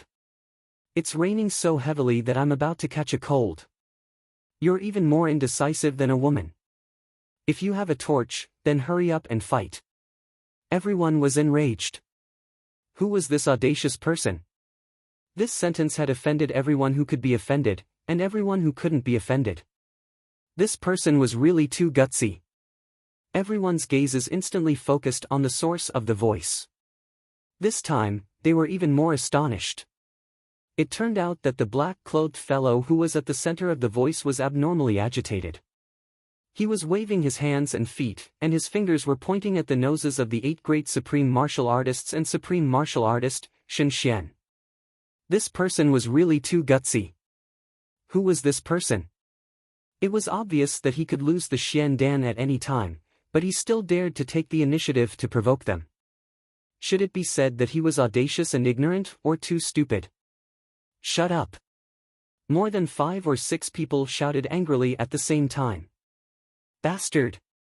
Is there any room for a junior like you to speak here? The solitary eagle's temper was the most violent. His body flashed, and he arrived in front of the black-masked man like a ghost. He then fiercely slapped his palm towards his face. I must teach this sharp-tongued guy a lesson. He really doesn't know the immensity of heaven and earth. The Silver Blizzard City's 3rd elder nervously opened his eyes wide.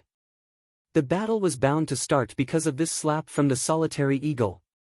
Others might not know, but how could the Silver Blizzard City's 3rd elder not know? The black-clothed man in front of him was by no means a simple character. Even if the solitary eagle was one of the 8 great supreme martial artists, it wouldn't be easy for him to take down this black-masked man. In fact, he might even suffer a loss if he were to underestimate the enemy. This black-clothed man was very likely to be a Shen Xian. Moreover, it was a very high-level Shen Xian expert. The 3rd elder's heart was filled with a heartfelt shock as he recalled the strange ability to change the color of his Xian Qi at will. What kind of realm must one's Xian Qi be cultivated to in order to have such a performance? Even the Silver Blizzard City's Lord Han Fei Shui, who was one of the top 3 great supreme martial artists in Shen Xian, wasn't able to reach such a level. Humph, but the solitary falcon is an arrogant and conceited old man, and the Silver Blizzard City has always been at loggerheads with him. So, it's very pleasing to see him suffer or make a fool of himself. So, the 3rd elder naturally wouldn't remind him. He was waiting for the solitary eagle to be surprised and make a fool of himself. But what happened next? The mysterious black-clothed man dodged in an abnormally panicked manner and leaped up again. Paw! A crisp sound was heard as the solitary eagle's slap landed squarely on his chest. The black-masked man screamed, "Ah! I!" His body was sent flying far away like a kite with a broken string. He was panic-stricken as he shouted in mid-air, "Help, spare my life!" Everyone was taken aback. Everyone's eyeballs almost popped out of their sockets. What's going on? Such a daring and imposing expert was actually calling for help. The most inconceivable thing was that the Xian core in the masked man's right hand had suddenly slipped out of the masked man's hand, and had fallen into the solitary falcon's right palm, which hadn't yet been able to retract. The solitary eagle felt a huge and exceptionally pure aura suddenly fall on his hand. He subconsciously closed his fingers, and caught the Xian Dan in his palm.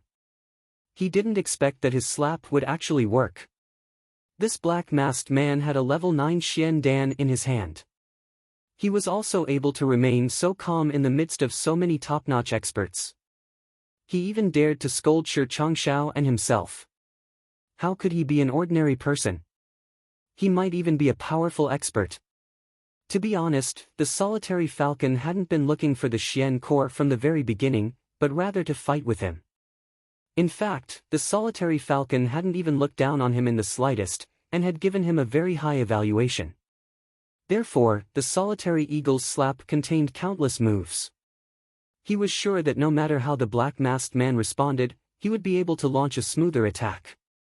This slap, whether it was the technique or the position, was a masterpiece. However, compared to the brilliant follow-up move, the opening palm strike was far inferior. It was very crude.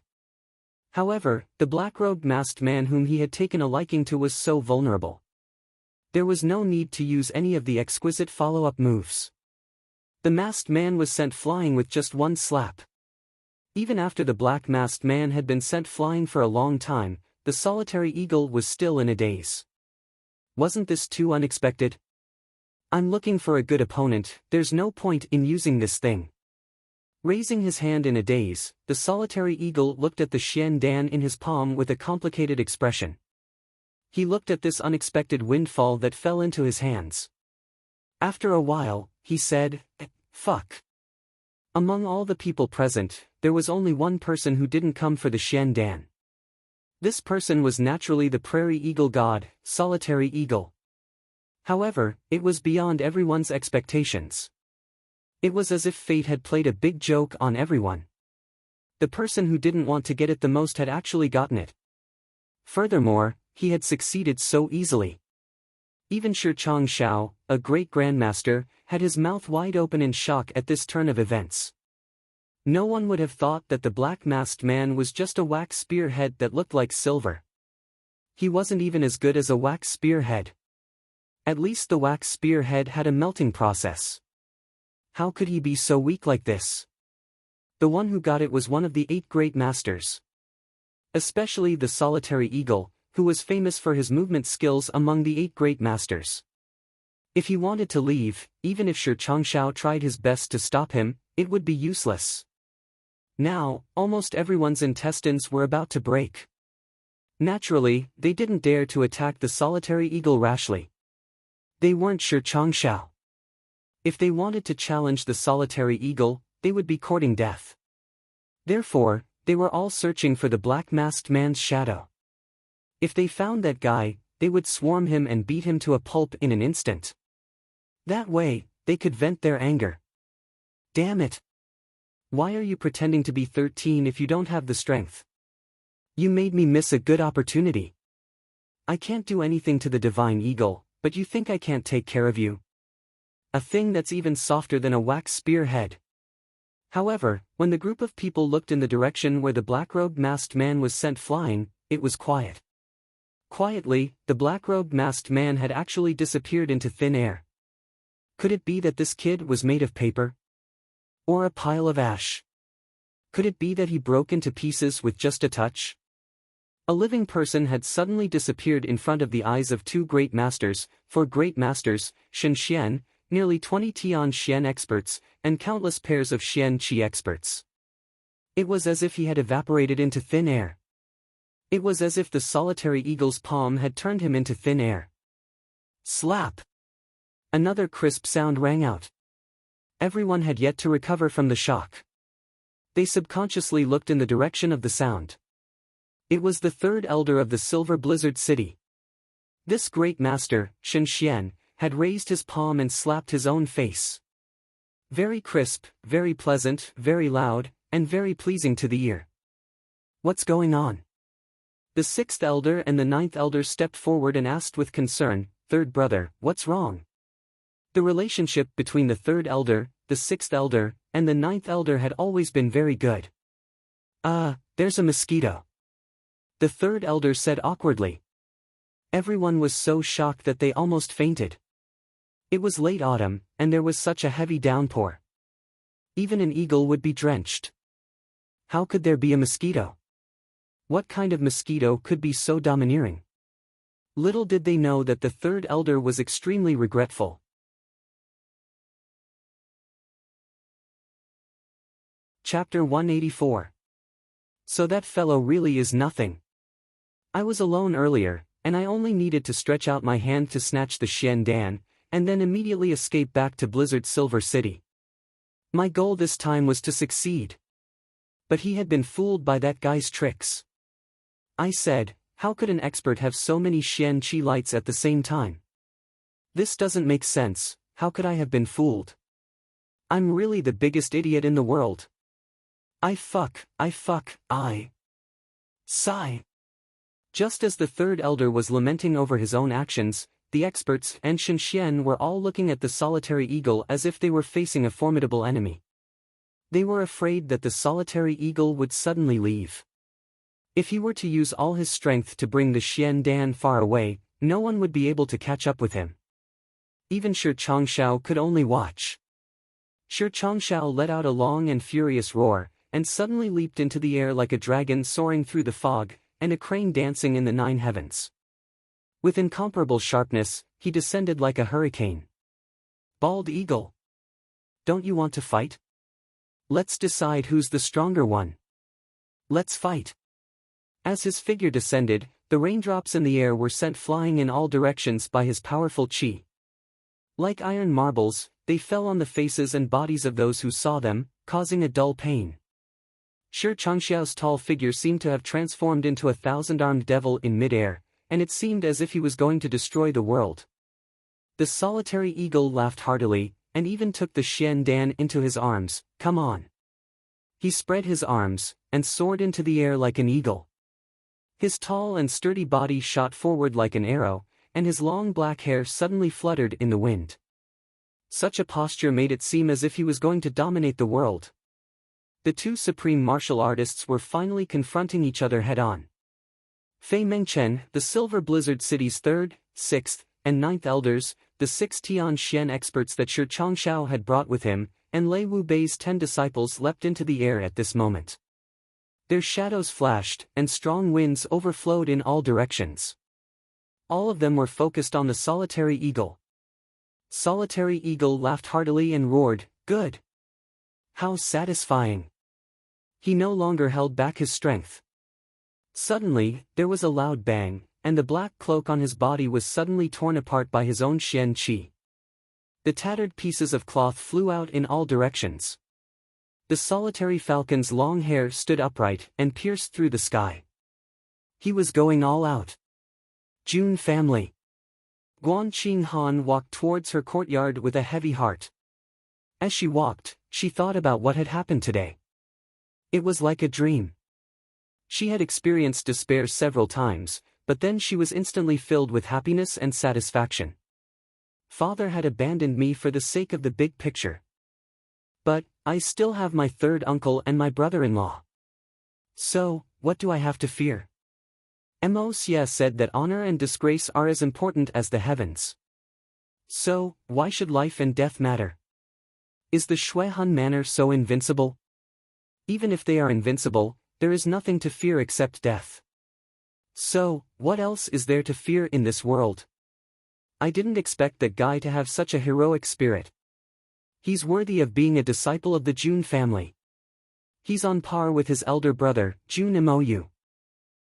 They're worthy of being brothers. Alas, I believe that brother Mou would have made the same choice as Mo Xie if he were here today. I believe that he would have made the same choice as Mo Xie. Guan Qinghan thought in her heart. This was the first time that she felt that the Jun family's courtyard was still so lovely and amiable even after losing Jun Mou. However, Guan Qinghan didn't realize that her heart wasn't as broken as it used to be when she thought of Jun Mou. Instead, it seemed very distant. Guan Qinghan was lost in her thoughts when she bumped into someone. A tall and sturdy figure was standing at the entrance of her courtyard. This man was Guan Qinghan's biological father, Guan Donglu. Guan Donglu was standing in the middle of the rainstorm.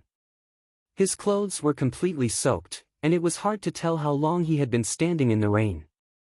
His face revealed a strange expression of pain as he stared at Guan Qinghan. He looked at his daughter, and didn't say a word for a long time. Guan Qinghan stared blankly at her father, and didn't know what to say for a while. Both father and daughter didn't say a word, and fell into a strange silence. Perhaps it was only for a moment, or perhaps it was after a long time, but the light from the lantern in the small courtyard shone on Guan Donglu's head. Guan Qinghan suddenly realized that her father's head had started to turn white without her noticing. Thinking back to when her father would play with her when she was a child, Guan Qinghan couldn't help but feel her heart soften, and the cold expression on her face suddenly melted.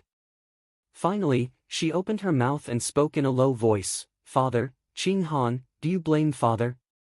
Guan Donglu looked at his daughter as the rain continued to pour down his head, but he didn't even bother to wipe it off. Guan Qinghan blankly shook her head, and her heart suddenly felt empty. "I don't blame father." Guan Qinghan's voice was soft as if she was talking in a dream. Father is Qinghan's father, but first and foremost, he is the head of the Guan family. The life and death of more than 1,000 people in the Guan family rests on father's shoulders, and your daughter understands your difficulties. It's been hard on you. Guan Donglu let out a deep sigh as he lowered his head. But when he looked up again, his eyes were filled with pain, but his gaze was filled with determination. Qing Han, do you know that your father has wronged you? But what happened to you? If I were to do it all over again, I would. Guan Donglu's eyes were deep, and his heart seemed to be in a fierce struggle, but he eventually said, I would still make the same choice. As the head of the Guan family, I may never be a good father in front of you, but I. Guan Qinghan painfully shook her head. Don't say it, don't say it. Suddenly, she realized that her father's body was drenched and hastily said, Father, please come inside and talk. No, let's talk here. Perhaps there are many things I want to say, but once I go inside, I won't know how to say them. Guan Donglu smiled bitterly, regarding the matter of the Shuihun manor. Haha, it's useless to talk about it now. But you are the person involved, and I must make you understand. Guan Qinghan tilted her face in extreme exhaustion. She sighed and said, Father, please speak. At that time, after receiving the letter from the Shuihun manor, several elders of the family advised me to agree to this marriage. Guan Donglu painfully closed his eyes, and looked up at his daughter's deathly pale face. Their reason was very simple. We don't have the ability to provoke the Shuihun manor, but if you were to marry them and become Li Tingyun's woman, then our Guan family would have a relationship with the Shuihun manor. Not only would this be beneficial to the family, but it would also be a great thing. Guan Qinghan bit her lips, and softly snorted. Her eyes suddenly flashed with extreme anger. The expression on her face also became ice cold. Even our family is divided into two factions. Qingbo has always been ambitious, and has always wanted to dominate the southeast region, so he urged me to agree. Guan Donglu frowned, and spoke in a low voice. Qing Yu and your mother insisted on not agreeing, and your mother would wash her face with tears every day because of this. Guan Qinghan's tender body trembled, and her eyes welled up with tears as her shoulders shrunk. Later on, the Shuihun manor put forward another condition. Guan Donglu looked into the distance. They proposed that as long as our Guan family becomes the young lord of the Shuihun manor, they would agree to the marriage. Apart from the fact that we wouldn't be given the title of the legal wife, they would also agree to let Qingbo enter the great master Li Ju Tian's tutelage. This was a huge bargaining chip, and the Guan family was utterly defeated. Guan Donglu's tone was filled with indescribable sorrow. Therefore, I took Qingbo and Qingyu, and rushed to the Tianxiang city that very night. You know what happened after that. The only thing I don't know is what I, Guan Qinghan, am in the eyes of the Guan family. Am I a commodity? Or perhaps a bargaining chip? Whoever can give the Guan family more, will I belong to them? Guan Qinghan smiled mournfully. Qinghan didn't have any objections when the two families were engaged. Brother Mo Yu was a hero, and marrying him wasn't a disgrace to me. Moreover, this was the decision of the Guan family, and I didn't have much of a choice. After that, I met Mo Yu 3 times, and Mo Yu was heroic, and warm-hearted. He was indeed a good match for a girl, and I was very grateful to the Guan family for arranging this marriage for me. Guan Donglu seemed to know what she was going to say, and lowered his head. But then, Mo Yu sacrificed his life for the country. He was a hero. Yes, he was worthy of me, Guan Qinghan, waiting for him for the rest of my life. But at that time, I was already prepared to be a widow for Mo Yu, and was even prepared to convince you, my mother, and the elders of the Guan family. But at that time, the elders told me that the Guan family had unanimously decided that Guan Qinghan would be a widow for Dashao. The reason was that we couldn't afford to lose the Jun family. You are the Guan family's daughter, and you must do everything for the Guan family. Guan Qinghan laughed mockingly. At that time, when they were forcing me, they didn't know that I had already made the same decision as them in my heart. However, I did it for my husband, while they used me as a gambling chip, a tool to maintain the relationship between the two families. Regarding this matter, I only feel a sincere sense of humiliation. Shame. When a girl's most beautiful dream was awakened, even her own reputation as a widow became something to be traded for. Guan Qinghan angrily said in a low voice, "Now, the Guan family has thoroughly established a foothold with the help of the Jun family. Father, ask yourself, whether it's in business or in martial arts, which aspect of the Guan family hasn't relied on the Jun family's support? But now, the Shui Han manor, which is even more powerful than the Jun family, has come to propose marriage, and the elders of the Guan family have suddenly changed their stance. And now, they are trying to force me to marry them again. Father, is there such a logic in this world? Did it ever occur to them that this girl had already been forced to marry once? That she's already someone else's woman? Moreover, she's the daughter-in-law of the Guan family's benefactor. Are they going to sell out their benefactor's wife? And they still have the face to force me?"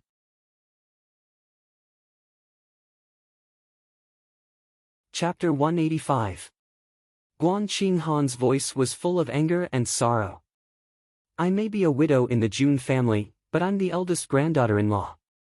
So, I'm only a concubine if I marry into the Li family. If Yunbi Chen of the Shenxian family takes a fancy to me, and wants me as a wife, a concubine, or a servant, then the family will be very willing. Perhaps they will force me. Yunbi Chen will be stronger than Li Ju Tian, and the Guan family will get even more benefits. The Guan family is also a respectable family. Father, how can the Guan family be so shameless?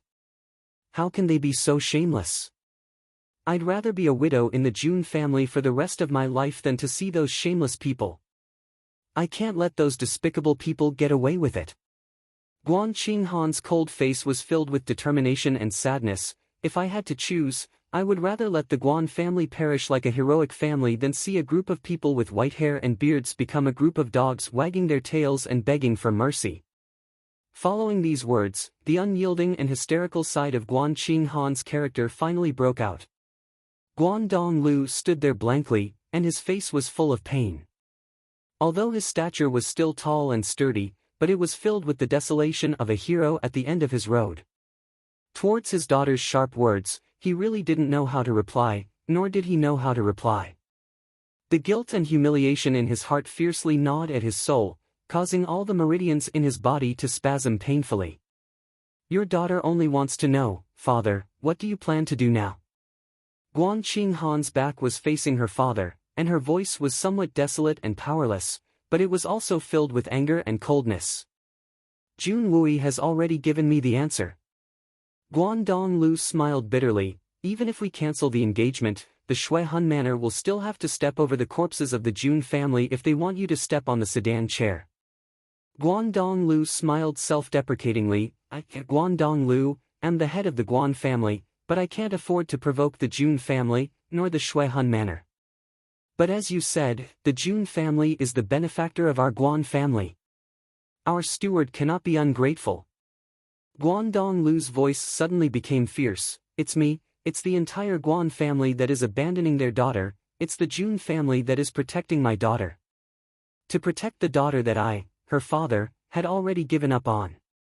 And the Shui Han manor wants to rob and humiliate my daughter. I've been aggrieved my whole life, for the sake of my family, and for the sake of the big picture. This time, I want.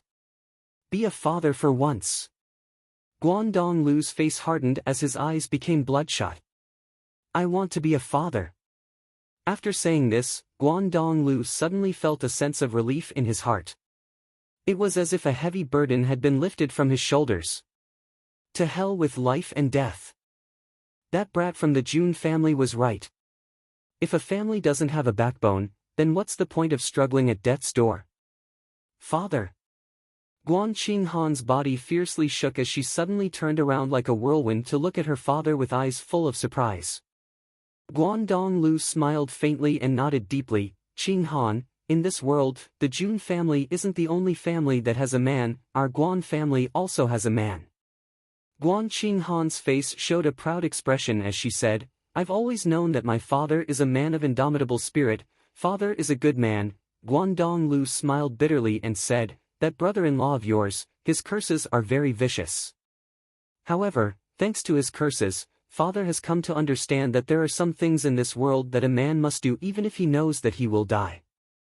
Compared to these things, the big picture and survival are not important. He chuckled twice, and then suddenly asked in a strange tone, "That debauchee you've been talking about in your letters, that good-for-nothing brother-in-law, is that him? It's not like he's an elephant."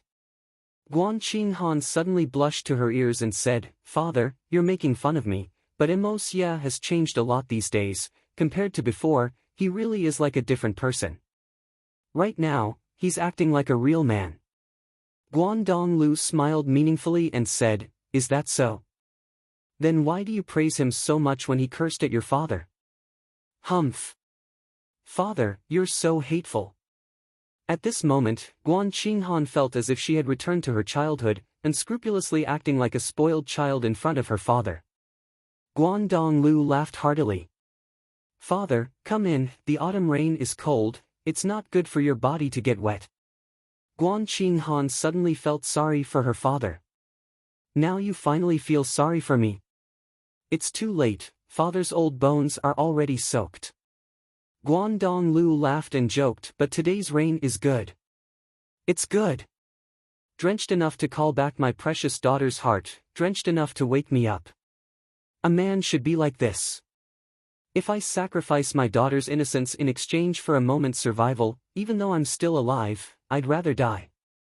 Finished speaking, he lovingly looked at his daughter, laughed heartily, and turned around to leave. His tall and sturdy body braved the wind and rain, one step at a time, but each step was filled with strength. It was abnormally steady and firm. Guan Qinghan's eyes became blurry with tears. On the other side, in the flowering shrubs a few feet away, Junwei quietly stood there. His rigid face showed a slight smile, and softly said to himself, "Guan Donglu, only now can you be the Guan Donglu that I knew all those years ago. Only now can you be a qualified father, an iron-blooded man." Looking through the curtain of rain, Guan Donglu thought to himself, "When Mo Xia went out this time, why do I feel like something big is going to happen? Why hasn't he come back yet? I wonder how he's doing now. This nephew of mine, he's really mysterious. AI, ever since he promised to cure my leg, has there ever been a day when he's not mysterious? Being mysterious is good." With a light sigh, Guan Donglu's body flashed, and suddenly disappeared without a trace. The masked man in black, also known as Jun Dashao, had borrowed the strength of Solitary Eagle's palm to fly backwards, and conveniently threw the Xian Dan into Solitary Eagle's hands. This hot potato had finally been given away. Jun Moxie's body flew backwards, and crashed into a large tree with a loud bang. Then, he immediately activated the yin-yang escape, and disappeared in front of everyone's eyes. Jun Moxie clutched his chest, and gasped for breath. The 8 great masters were the 8 great masters after all, worthy of standing at the peak of the world. The solitary falcon's attack had been a test, and he had put most of his strength behind it. But the power contained in that attack had still made Jun Mo Xia feel very uncomfortable. In fact, he felt like vomiting in his chest. Jun Moxie was relying on the Hongjun Pagoda's energy to fill his meridians, and barely managed to avoid injury, but his heart was still somewhat shocked. So, the strength of the 8 great masters had actually reached such a level. Motherfucker, this bald eagle. One day, I'll teach him a lesson. Jun Moxie cursed in his heart, and paid attention to the fierce battle in front of him. Jun Dashao's 6 senses were locked on the surrounding space, and he frowned from time to time as he muttered to himself, "How come there's still no movement? Could it be that such a big movement hasn't alerted anyone?" Jun Mo Xia's original intention was naturally not as simple as inciting an intense battle. Nor was it as simple as causing chaos. In fact, Jun Moxie had another goal in mind besides finding out how to use the level 9 Xian Dan. Naturally, Jun Moxie would have made a more thorough plan if not for the Shuihan Manor's incident in Tiannan City. He would have waited until he was certain that there would be no room for error, and would have at least waited until more experts had gathered in Tianxiang City. After all, the time when the Xian Dan had disappeared was still very close, and rashly appearing would only arouse suspicions in the hearts of those with deep thoughts. However, the Shuihan Manor's forced marriage had disrupted the young Master Jun's plan. Although the Li family wasn't an imminent threat, but it could be said that the young Master Jun's backside was on fire, and could explode at any time. Therefore, Jun Mo Xia had no choice but to reveal the fake Xian core ahead of time. As for whether or not it would achieve the desired effect, he could only leave it to fate. After all, the Li family would attack the Guan family and the Jun family if he delayed any further.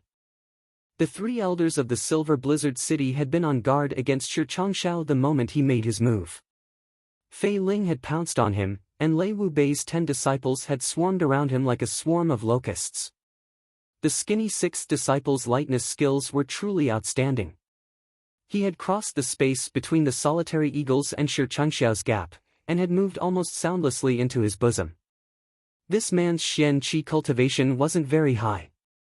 In fact, he was at the Earth Xian level at best. It wouldn't be an exaggeration to say that he was the weakest among the experts in the encirclement. However, his agility skills were superb and agile. His speed was so fast that even a peak Tian Xian expert wouldn't be able to match his speed. It wasn't clear how he had practiced, but the agility of his hands was unimaginable. It was probably due to his innate talent. Li Yuran had invited Lei Wu Bei's 10 disciples to descend from the mountain. Today, they were participating in a high-level battle for the Xian core. However, they weren't afraid even in the face of 2 spirit Xian great masters who were as famous as their master. In fact, they seemed to be very confident. And the reason for this was because of this man. It was because his speed was simply too fast. Even Jun Moxie had been hiding on the side. He had only vaguely seen his silhouette flash, and then it had turned into a shadow. Jun Moxie couldn't tell where his body had gone. Dozens of silhouettes attacked Solitary Eagle almost at the same time. Their strength exploded like a mountain torrent. Solitary Eagle didn't show any fear. He shouted, "Come at me." His body slid in the air like a goshawk and streaked across the sky in a strange arc. He avoided Shi Changxiao's attack. His hands and feet rotated in the air like a spinning top. Then, he continued to chop and kick. He had single-handedly shaken all the experts except for Shi Changxiao. Shi Changxiao was furious. He had been the first to attack, but he was one of the 8 great masters. Moreover, his ranking was even higher than the Solitary Falcons. If he were to join forces with others to besiege the Solitary Falcon, then even if he were to kill the Solitary Falcon on the spot, the rumors would spread that he was inferior to the Solitary Falcon. Shi Changxiao wouldn't be able to bear such a bad reputation. Besides, this was a battle between 2 great Shenxian masters. So, why would a small fry like you need to intervene?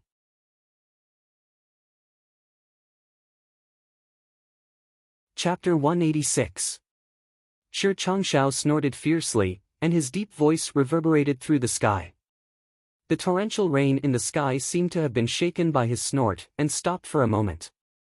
The invisible sound waves spread out like ripples along with the torrential rain, and the people who had pounced on him from all directions felt as if their hearts had been heavily pounded by a sledgehammer.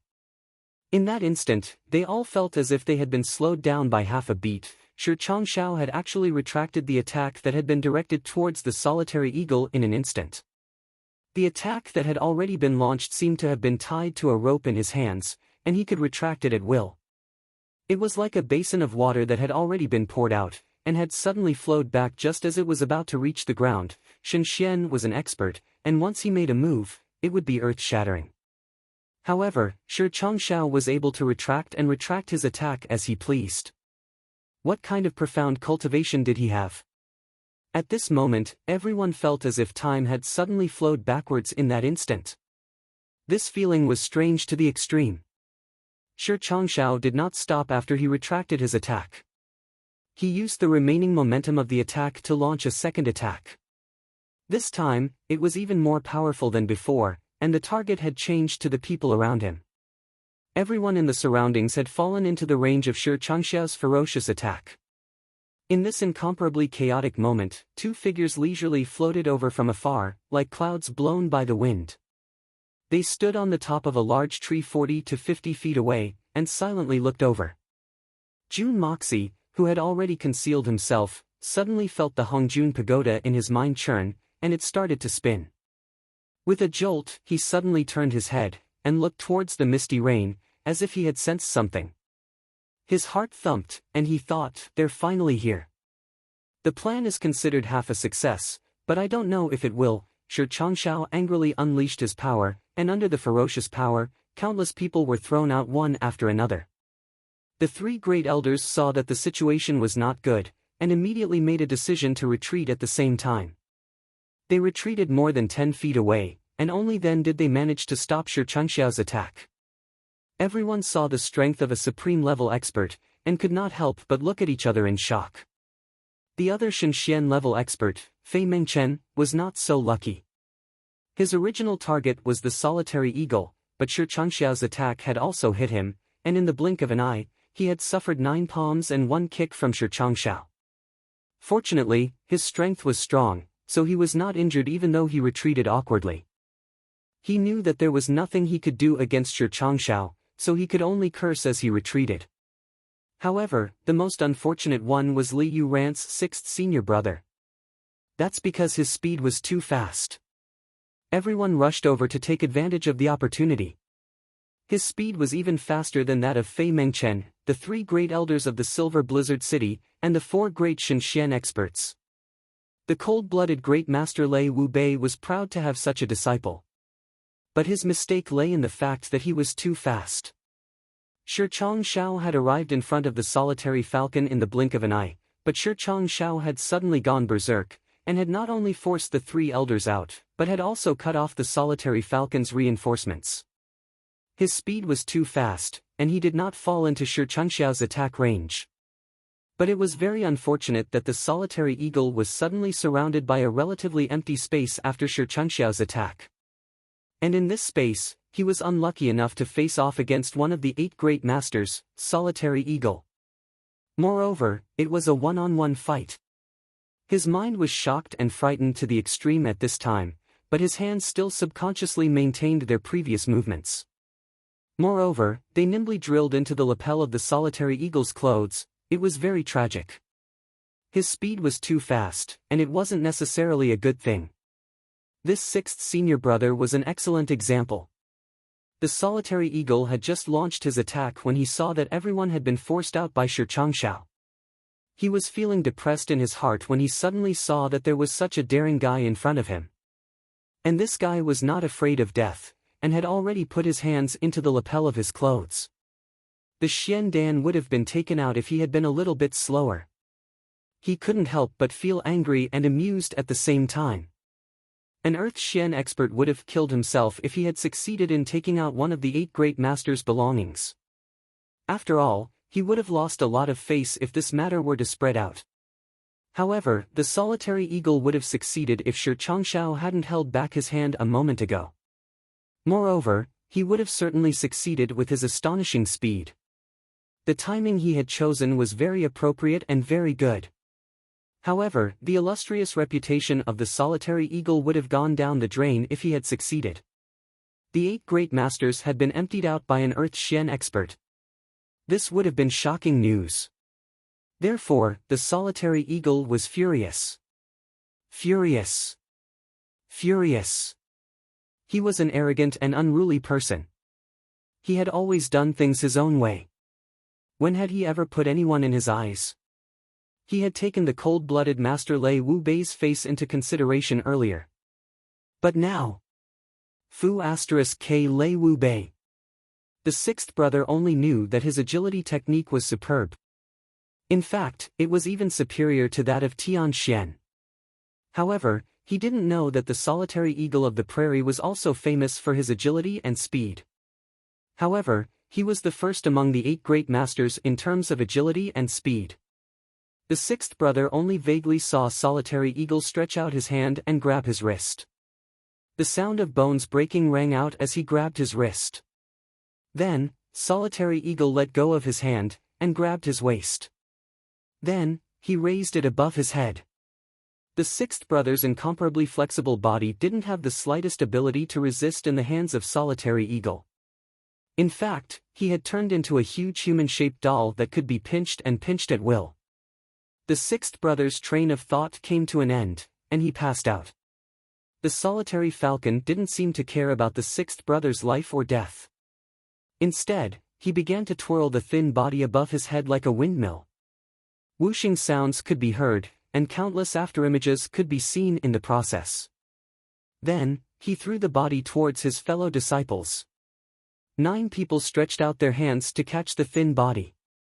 But the thin body was spinning too fast, and its momentum was too fierce. So, several of the fellow disciples were smashed to the ground with a bang. They were sent flying 4 or 5 feet away. Then, they finally fell to the ground. They continued to spin like a spinning top for a while. The rainwater splashed in all directions. The surrounding Xian Qi illuminated the scene in a splendid and beautiful way. The grass under their bodies was rubbed clean. Then, they stopped. Even though they were unconscious, they were still stimulated by this throw. They screamed again, and were on the verge of death. Several of the fellow disciples rushed forward to check on him. Then, they cried out in grief and indignation. A living man had been played like a windmill. One could well imagine the result. His arms had been broken into 70 or 80 pieces by the Xian Qi. His legs had been broken. His waist and pelvis had been shattered. His dantian had been smashed. He would have been a cripple even if he had been barely able to survive. In fact, he would have been completely paralyzed. Courage wasn't a problem. In fact, daring to try was an advantage. But, it wasn't his fault if he didn't have the strength to back it up. He had rashly provoked a formidable enemy that he couldn't deal with. The sixth brother's fate was a good illustration of this. The eldest brother, Lei Jianhong, roared in grief and indignation. He stood up and angrily shouted, "Solitary eagle! You're ruthless! From now on, the cold-blooded master's disciples will fight you to the death." The solitary eagle's belly was full of anger. So, he angrily cursed, "Get lost! He has the guts to offend me. This is the reward he deserves. If he dares to provoke me again, I'll make sure that Lei Wu Bei's bloodline ends today." After being yelled at by him, the chests of the 9 martial brothers were so angry that they almost burst open. However, they forcefully endured it. Who was the solitary eagle? So, they weren't afraid of the consequences. It wouldn't be impossible for him to go berserk and kill all 10 of them if he were to go berserk. The only thing they could do right now was to endure for the time being. Then, they could slowly make plans. It was true that no one could offend the great master Shenxian's dignity. But, they would have to pay the price if they had offended him. Solitary eagle, this kind of melee is too boring. It would be better for the 2 of us to join hands and get rid of these people. Then, we'll find a quiet place to fight for 3 days and 3 nights. We'll let you have your fill. Then, we'll decide who the Xian Dan belongs to. What do you think? Shi Changxiao's words made everyone's complexion turn deathly pale. The 3 elders of the Silver Blizzard City might be lucky enough to escape if the 2 great masters were to join hands. But, no one else would be able to escape. Even Fei Mengchen was an expert of Shenxian's level. After all, he was only one person. And, his strength was far inferior to that of the 2 great masters. The solitary falcon laughed heartily, and slowly swept his gaze around the room. Whoever his gaze landed on, would involuntarily take a step back. Several people who were standing on the periphery of the room felt the solitary falcon's piercing gaze, and couldn't help but feel a burst of fear in their hearts when they saw the solitary falcon's piercing gaze. Then, they suddenly dropped their weapons, turned around, and ran away. Solitary eagle snorted. Then, he laughed and said, "Shi Changxiao, do you really think I'm a fool? I'll help you kill everyone here. Only you and your subordinates will be left alive.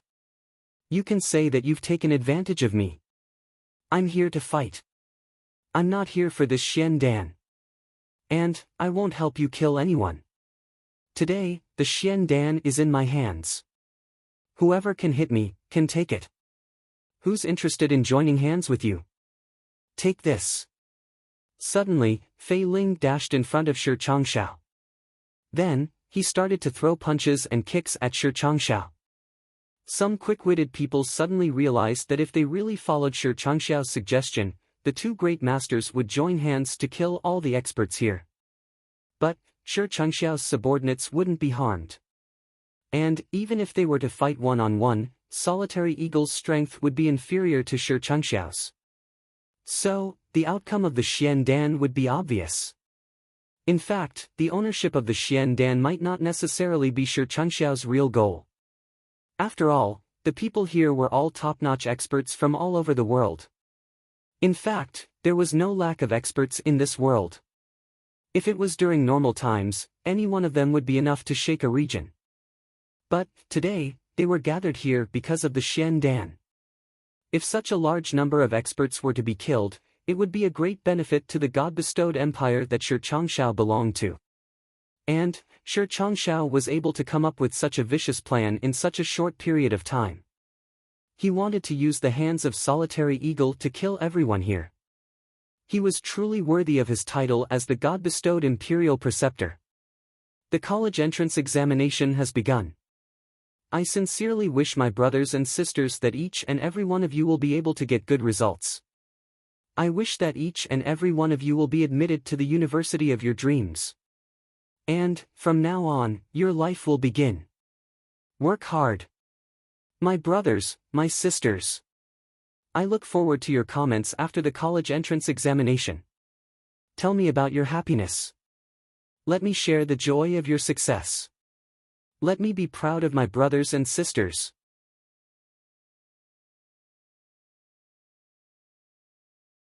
Chapter 187. Shi Changxiao didn't get angry when he realized that the solitary falcon had seen through his thoughts. Instead of getting angry, he turned around to dodge the attack, and was just about to say something when he saw the solitary falcon charging towards the Silver Blizzard City's three elders. The solitary falcon's silhouette flashed as he charged towards the Silver Blizzard City's three elders. Then, the solitary falcon and Fei Mengchen exchanged 3 blows in a flash. Then, the solitary falcon let out a loud and crisp sound as he slapped each of Lei Wu Bei's 9 disciples. Then, the solitary falcon swept past the Sky Xian experts that Shi Changxiao had brought with him. Solitary Eagle took advantage of this opportunity to attack more than 20 first-rate experts in the blink of an eye. This was his peerless agility technique, the 13 transformations of the Snow Eagle. His attacks were swift and fierce, and the 6th brother couldn't compare with them. This was the speed of a great master Shen Xian. Jun Moxie was hiding in the dark. He was cheering loudly in his heart. He deserves to be called the Divine Eagle of the Prairie. He's very sharp. He's reckless and impetuous. It's easy for him to fall into someone else's trap. But, his intentions are so clear. He's worthy of his reputation as a great master. It's not in vain that I've spent so much effort to frame him. Solitary Eagle's irascible actions had undoubtedly aroused everyone's anger. After all, not everyone could understand the twists and turns of the situation. Even those who could understand the subtleties of the situation wanted to take a gamble. After all, obtaining the Xian Dan was tantamount to obtaining the opportunity to ascend to the heavens in a single bound. Everyone's eyes turned red as they pounced on him. Even if it's not for the Xian Dan, it's for revenge. Even if it's not for revenge, it's for the Xian Dan. Solitary Eagle's expression became more and more excited. He roared and laughed as he displayed his superb agility. He weaved and weaved as he fought with all the experts. A shadow flashed, and Shi Changxiao finally joined the fray. He attacked the solitary falcon with one hand, and attacked the 3 elders of the Silver Blizzard City with the other. The 5 elders then split up into 3 groups, and began to engage in a melee with each of them fighting 2 enemies at the same time. Shi Changxiao's thoughts were deep, and he had already figured out that only the solitary falcon or the 3 elders could contend against him. So, he would still have a big advantage if he could defeat either one of them. So, he decided to go all out. Haha, interesting. Fei Mengchen laughed loudly. He punched Solitary Eagle's back, and kicked Shi Changxiao's waist. Both of them flashed. Fei Mengchen let out a long roar as he entered the fray. He wanted to kill the three elders. Fei Mengchen was an imperial advisor. How could his thoughts be ordinary? He had also figured out the situation in an instant. He knew that he couldn't allow Shi Changshao to defeat any one of them. Otherwise, the situation would become one-sided. However, his strength was far inferior to the other three. He could only balance the three sides, and let this fight drag on for as long as possible. The 6 Supreme Divine Xian experts were entangled in a melee battle, causing the sky to darken and the earth to darken. Of these 6 people, apart from the 3 elders of the Silver Blizzard City, each had their own plans. It could be said that they were surrounded by enemies on all sides. No matter who it was, they could attack with their swords at any time. Their eyes were on the 4 sides, and their ears were on the lookout for any openings, and they would strike whenever there was a surprise attack. The 6 great Master Shenxian had been trying their best to control the extent of their attacks. After all, if Shenxian's power were to be fully unleashed, nothing would be left in the vicinity. Even Shi Changshao was no exception. Although he wanted to kill all the experts here, he still had to worry about his subordinates. After all, if he lost 6 first-class Xian Qi experts, it would not be worth it. However, the battle was getting more and more intense. The power of their attacks was gradually being unleashed, and there were signs of it going out of control. A shadow flashed, and Solitary Eagle shot out. He hit an expert who was watching the fight. With a swoosh sound, he returned to continue the fight. He laughed loudly. This was Solitary Eagle's superb agility. He was able to pull out of Shenxian's melee at any time. But, no one except Solitary Eagle could pull off such a peerless agility. Even Shi Changshao couldn't do it. Lei Jianhong and his fellow disciples were watching the fight with rapt attention. Suddenly, one of the experts beside him was knocked down by the solitary falcon. Lei Jianhong was startled, and quickly retreated 2 steps in order to avoid getting caught in the crossfire. However, he didn't have enough time to dodge, and received a solid slap to the face. He couldn't help but be startled, angry, and furious. Solitary Eagle had already retreated by this time. So, who was the one who had attacked him? Several experts turned their heads to look at the source of the attack. Lei Jianhong had just retreated when a man fell down beside him. That man's companion rushed forward to support him.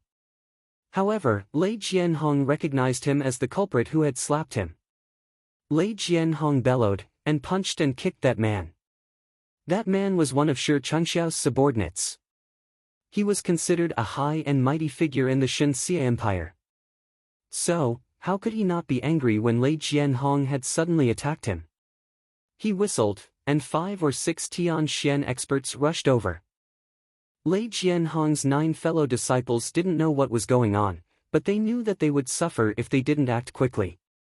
In fact, their lives might even be in danger. After all, they were besieged by several Tianxian experts. So, they didn't hesitate any longer. They pulled out their swords, and swarmed forward.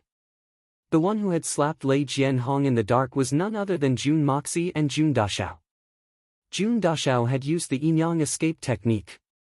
His whole body was sometimes in the water, and sometimes in the soil. He had come and gone like a ghost. Moreover, the sky was filled with the colorful lights of the Xian Qi, and the rain hadn't stopped yet. So, no one had noticed Jun Moxi's movements. Jun Dashao was the first one who couldn't bear Lei Jianhong's arrogance. So, he slapped him twice in the face. Thus, he easily and happily provoked a fight between the 2 groups of people. The target had already appeared. Jun Moxi's next step was to make the situation more chaotic. The more people died, the better. And, the weaker the forces of each party, the better. The more people fought, the easier it was for them to fall into Lei Jian's trap. So, their anger grew bigger and bigger. Everyone had been trying to conserve their strength in the beginning. Then, they would fight over the Xian Dan. But, they were fighting with all their strength now. The ear-piercing sounds of swords clashing against each other were constantly accompanied by blood-curdling screams and groans. The fight had officially entered the white-hot stage with the first spurt of blood. Roar! In the end, the solitary falcon was the one who had suffered the most. In fact, the solitary falcon felt that this fight was the most satisfying he had ever fought in his life, but it was also the most strenuous he had ever fought in his life. His agility was undoubtedly the best, but his strength wasn't. Solitary Eagle spread out his arms along with this roar. The powerful aura of a supreme martial artist surged out crazily. It rolled in all directions like raging waves. The eagle god of the prairie, one of the 8 great supreme martial artists, was finally going to attack with all his strength. Shi Changshao let out a long and loud laugh. He soared into the sky. He seemed to be standing steadily in the sky amidst the lightning and thunder. His body flashed, and countless shadows appeared. His aura was also released without any concealment. It resisted the raging aura of Solitary Eagle. Fei Mengchen and the 3 great elders flew back at the same time. At this moment, the difference between the strengths of the 6 people could be seen. The powerful auras of the 2 supreme martial artists collided with each other like lightning. There was a loud bang. It seemed as if the entire space had been shattered. The heavy rain that had been falling from the sky stopped falling. Instead, it rose up into the sky. Suddenly, the sky turned into a dreamy and cruel scene. All the houses within a radius of 200 feet collapsed at the same time. The grass on the ground flew up along with their roots. All the trees, regardless of their thickness, were snapped and shot in all directions. However, in the face of such power, everyone present was suddenly stunned. Even the 2 supreme martial artists, who were about to go all out in the battle, were dumbfounded. That was because something very strange had happened. At the moment when a big tree was snapped, everyone could clearly hear the words of the big tree. 2 words. They were short and forceful. The voice was sonorous and sonorous. Fuck. The tree can actually speak. Then, the tree said another sentence. If you want to fight, then fight. How can a tree get in your way? It's the voice of that black-robed man. The 3rd elder blurted out in surprise. So, that guy was hiding there. No wonder we couldn't find him. The 2 supreme martial artists, Shi Changshao and Solitary Eagle, knew that something strange was going on. They pounced on the tree at the same time. With a loud bang, they lifted the thick tree trunk into the sky. Then, it silently turned into dust. The 2 of them had used their force at the same time. However, they were disappointed. The tree didn't speak again. The tree was still a tree. It had been a tree earlier. Now, it was just wood dust. But, they were sure that there was no one there. The 2 supreme martial artists felt that they had lost face. They had let someone slip away right under their noses. They looked at each other. Then, they started to fight again. The one who was hiding on the big tree was naturally Jun Dashao. He was able to escape from the joint attack of the 2 supreme martial artists. After all, only he, Lord Dashao, could have such a magical power. He was indeed very powerful. How could an ordinary Xian Qi cultivator have such a skill? Jun Dashao had been hiding on the tree trunk. He was watching the fight in high spirits. He was analyzing the advantages and disadvantages of each move. After that, he would verify them in his mind. He was feeling carefree and happy. So, why did the tree trunk suddenly snap? The eldest young master was hidden on the tree trunk. Of course, he would be affected when the tree broke. He felt as if his waist was about to snap, and the pain was unbearable. He forcefully restrained himself from screaming, but he was still very angry at this unexpected calamity, so he couldn't help but curse. After he finished cursing, he felt that something was wrong. So, he drilled back into the ground. Once Shen Xian started to fight, they didn't have any scruples anymore. So, they used their trump cards and attacked each other fiercely. Solitary Eagle fought with Shi Changshao first. Then, he withstood the joint attack of the 3 supreme martial artists. Finally, he couldn't bear it anymore. He rolled his eyes. He had cultivated for almost 100 years. So, he took out the Xian Dan from his bosom. He shouted, "I don't want this broken toy anymore." He shook his hand. The Xian Dan flew toward Fei Mengchen.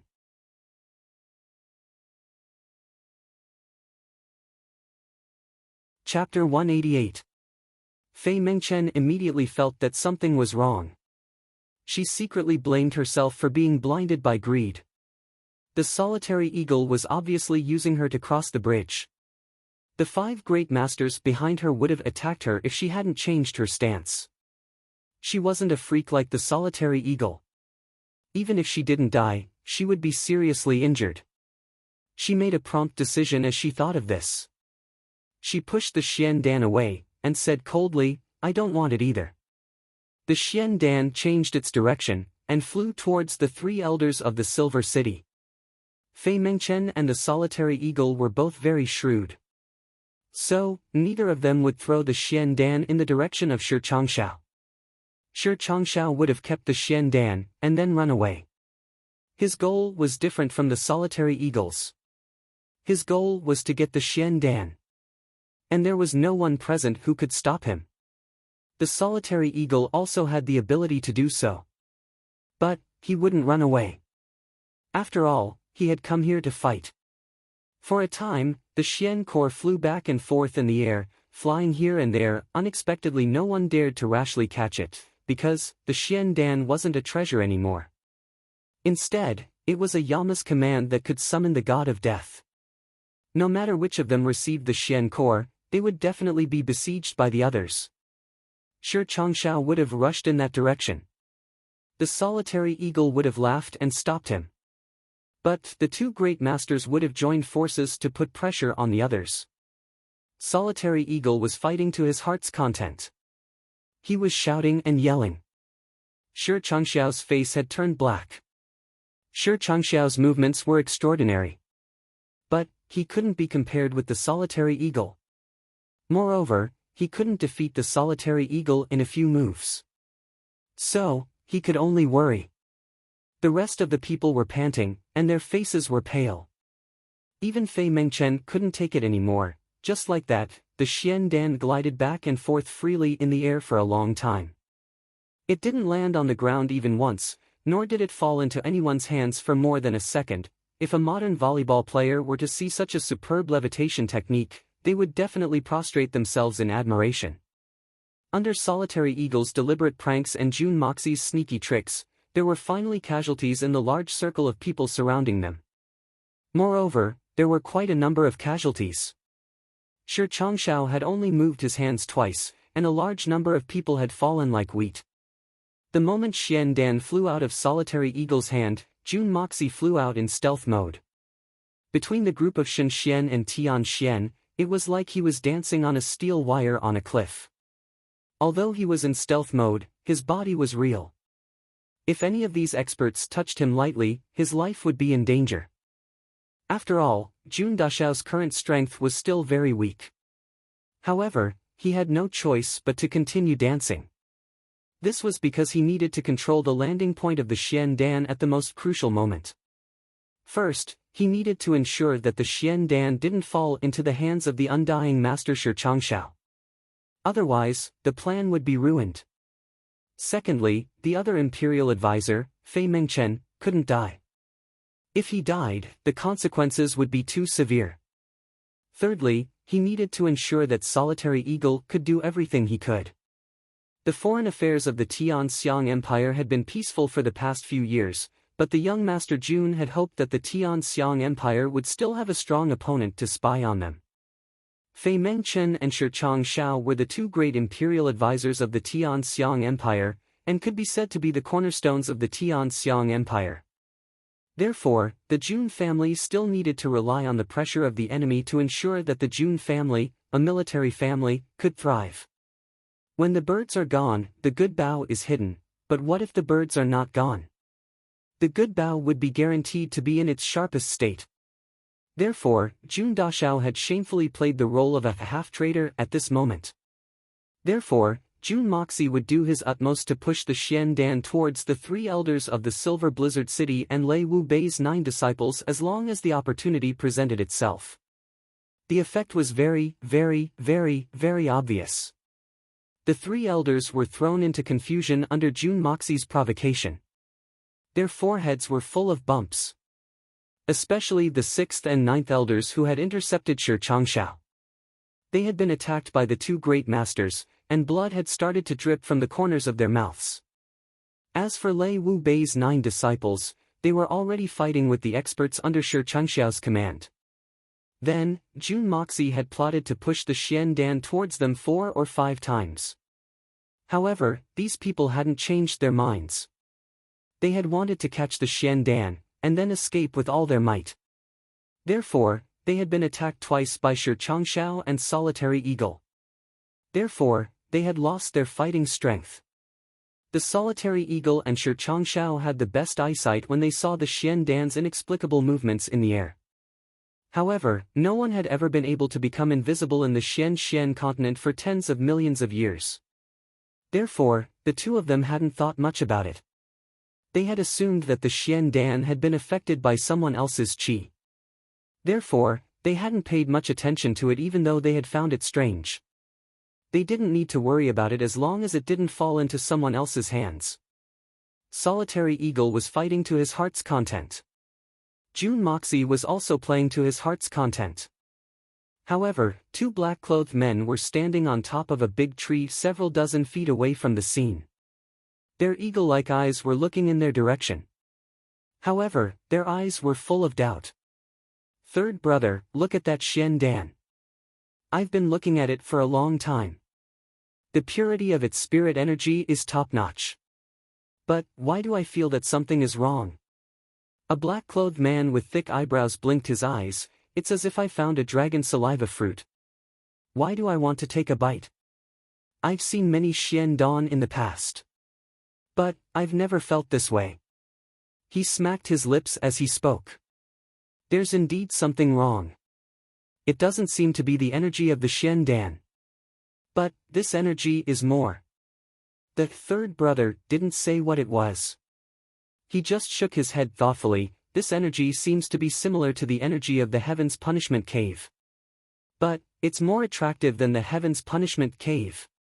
We must get this Xian Dan no matter what. Otherwise, our big brother." The third brother shuddered. He didn't finish his sentence. "Third brother, it's just the two of us. Don't mention our big brother. I get chills just thinking about him." The black-clothed man with thick eyebrows shuddered. He turned around sneakily. It seemed as if he was afraid that the big brother would suddenly appear behind him. "Our big brother doesn't have time to deal with you. Ever since second brother ran away, our big brother has been angry. He's been looking for second brother all these years. If second brother gets caught by our big brother, ha ha ha ha." The third brother laughed gloatingly. It seemed as if he was looking forward to the second brother getting caught and beaten up by the big brother. Second brother. What's the point of following that person? Can he be better than us brothers living a free and unfettered life? I really don't understand. The black-clothed man with thick eyebrows shook his head. "If I see him, I'll slap him too. Even if I don't slap him, I'll tear that person apart." "You? Humph. If you meet second brother alone, I think second brother will throw you down from the sky." The third brother looked at him disdainfully. "You're a brainless guy. Second brother will slap you with his claws. You might not even be a match for that person, let alone him. Are you still not convinced? His claws are indeed powerful. But, I'm not convinced by that person. Even though he's quite strong." The black-clothed man with thick eyebrows humphed. He wasn't convinced, but he still respected the facts. "Pay attention. Shi Changshao is the strongest. He's going to get the Xian Dan. Get ready to take action and get the Xian Dan." The third brother said hastily. Both of them became alert at the same time. Suddenly, a whirlwind-like energy started to swirl under their feet. Slowly, the rain stopped falling from the sky. Instead, it condensed into a huge crystal ball under their feet. It was incomparably magnificent. But no one, including the two supreme martial artists, Shi Changshao and the solitary eagle, noticed this. Could it be that these two people are actually not weaker than the 8 great martial artists? Otherwise, how could Shi Changshao and the solitary eagle miss them with their xian qi and strong divine sense? Shi Changshao let out a long whistle. He activated his xian qi without hesitation. He dashed towards the xian dan like a meteor. At this moment, the xian dan was the closest to him. But the solitary eagle was still entangled with Fei Mengchen. The opportunity was fleeting. The other 5 Shenxian experts were aware of this. But they couldn't stop it. The 3rd, 6th, and 9th elders of the Silver Blizzard City had jointly withstood Shi Changxiao's attack. They were lucky enough to survive. But they had used up a lot of their xian qi. So, they couldn't stop it even if they wanted to. Fei Mengchen didn't want the xian dan to fall into Shi Changxiao's hands. But she was only slightly stronger than the 3rd elder. Compared to the 8 great martial artists, there was a huge gap.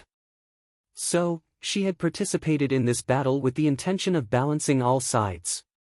Moreover, she was entangled with the solitary eagle. So, she was afraid that her life would be in danger. Although the xian dan was good, she needed to be alive to enjoy it. So, she could only watch helplessly. But there was still one person who could stop Shi Changshao from getting the xian dan, and that was the solitary eagle. Solitary eagle's lightness skill was second to none among the 8 great martial artists. So, even if Shi Changshao was in front of him, solitary eagle would still have the opportunity to get the xian dan first. Even if he couldn't get the xian dan before Shi Changshao, as long as he attacked Shi Changshao wouldn't be willing to take a hit. So, he would fight desperately for the xian dan. It was a pity that solitary eagle's goal was not to get the xian dan. Moreover, he was satisfied with the battle and had the intention to retreat. So, he might as well stop Fei Mengchen and let Shi Changshao get the xian dan. Then, he would end the battle. Moreover, he could do Shi Changshao a favor. Being able to let someone of the same level owe him a favor was a very worthwhile deal. Solitary eagle understood his intention, and so did Shi Changshao. That was why he would go all out to get the xian dan. Although there were many people present, as long as the solitary eagle didn't cause any trouble, no one could stop him from getting the xian dan. He waved his right hand and released a strong suction force. The xian dan that he yearned for even in his dreams flew towards his hand automatically. It was about to fall into his hand. Shi Changshao flew with all his strength, and the xian dan slowly approached him. The distance between them was getting closer and closer. This supreme martial artist of life and death suddenly felt a slight excitement that he hadn't felt for many years. Level 9 Peak Xian Dan. Finally, I'm going to get it.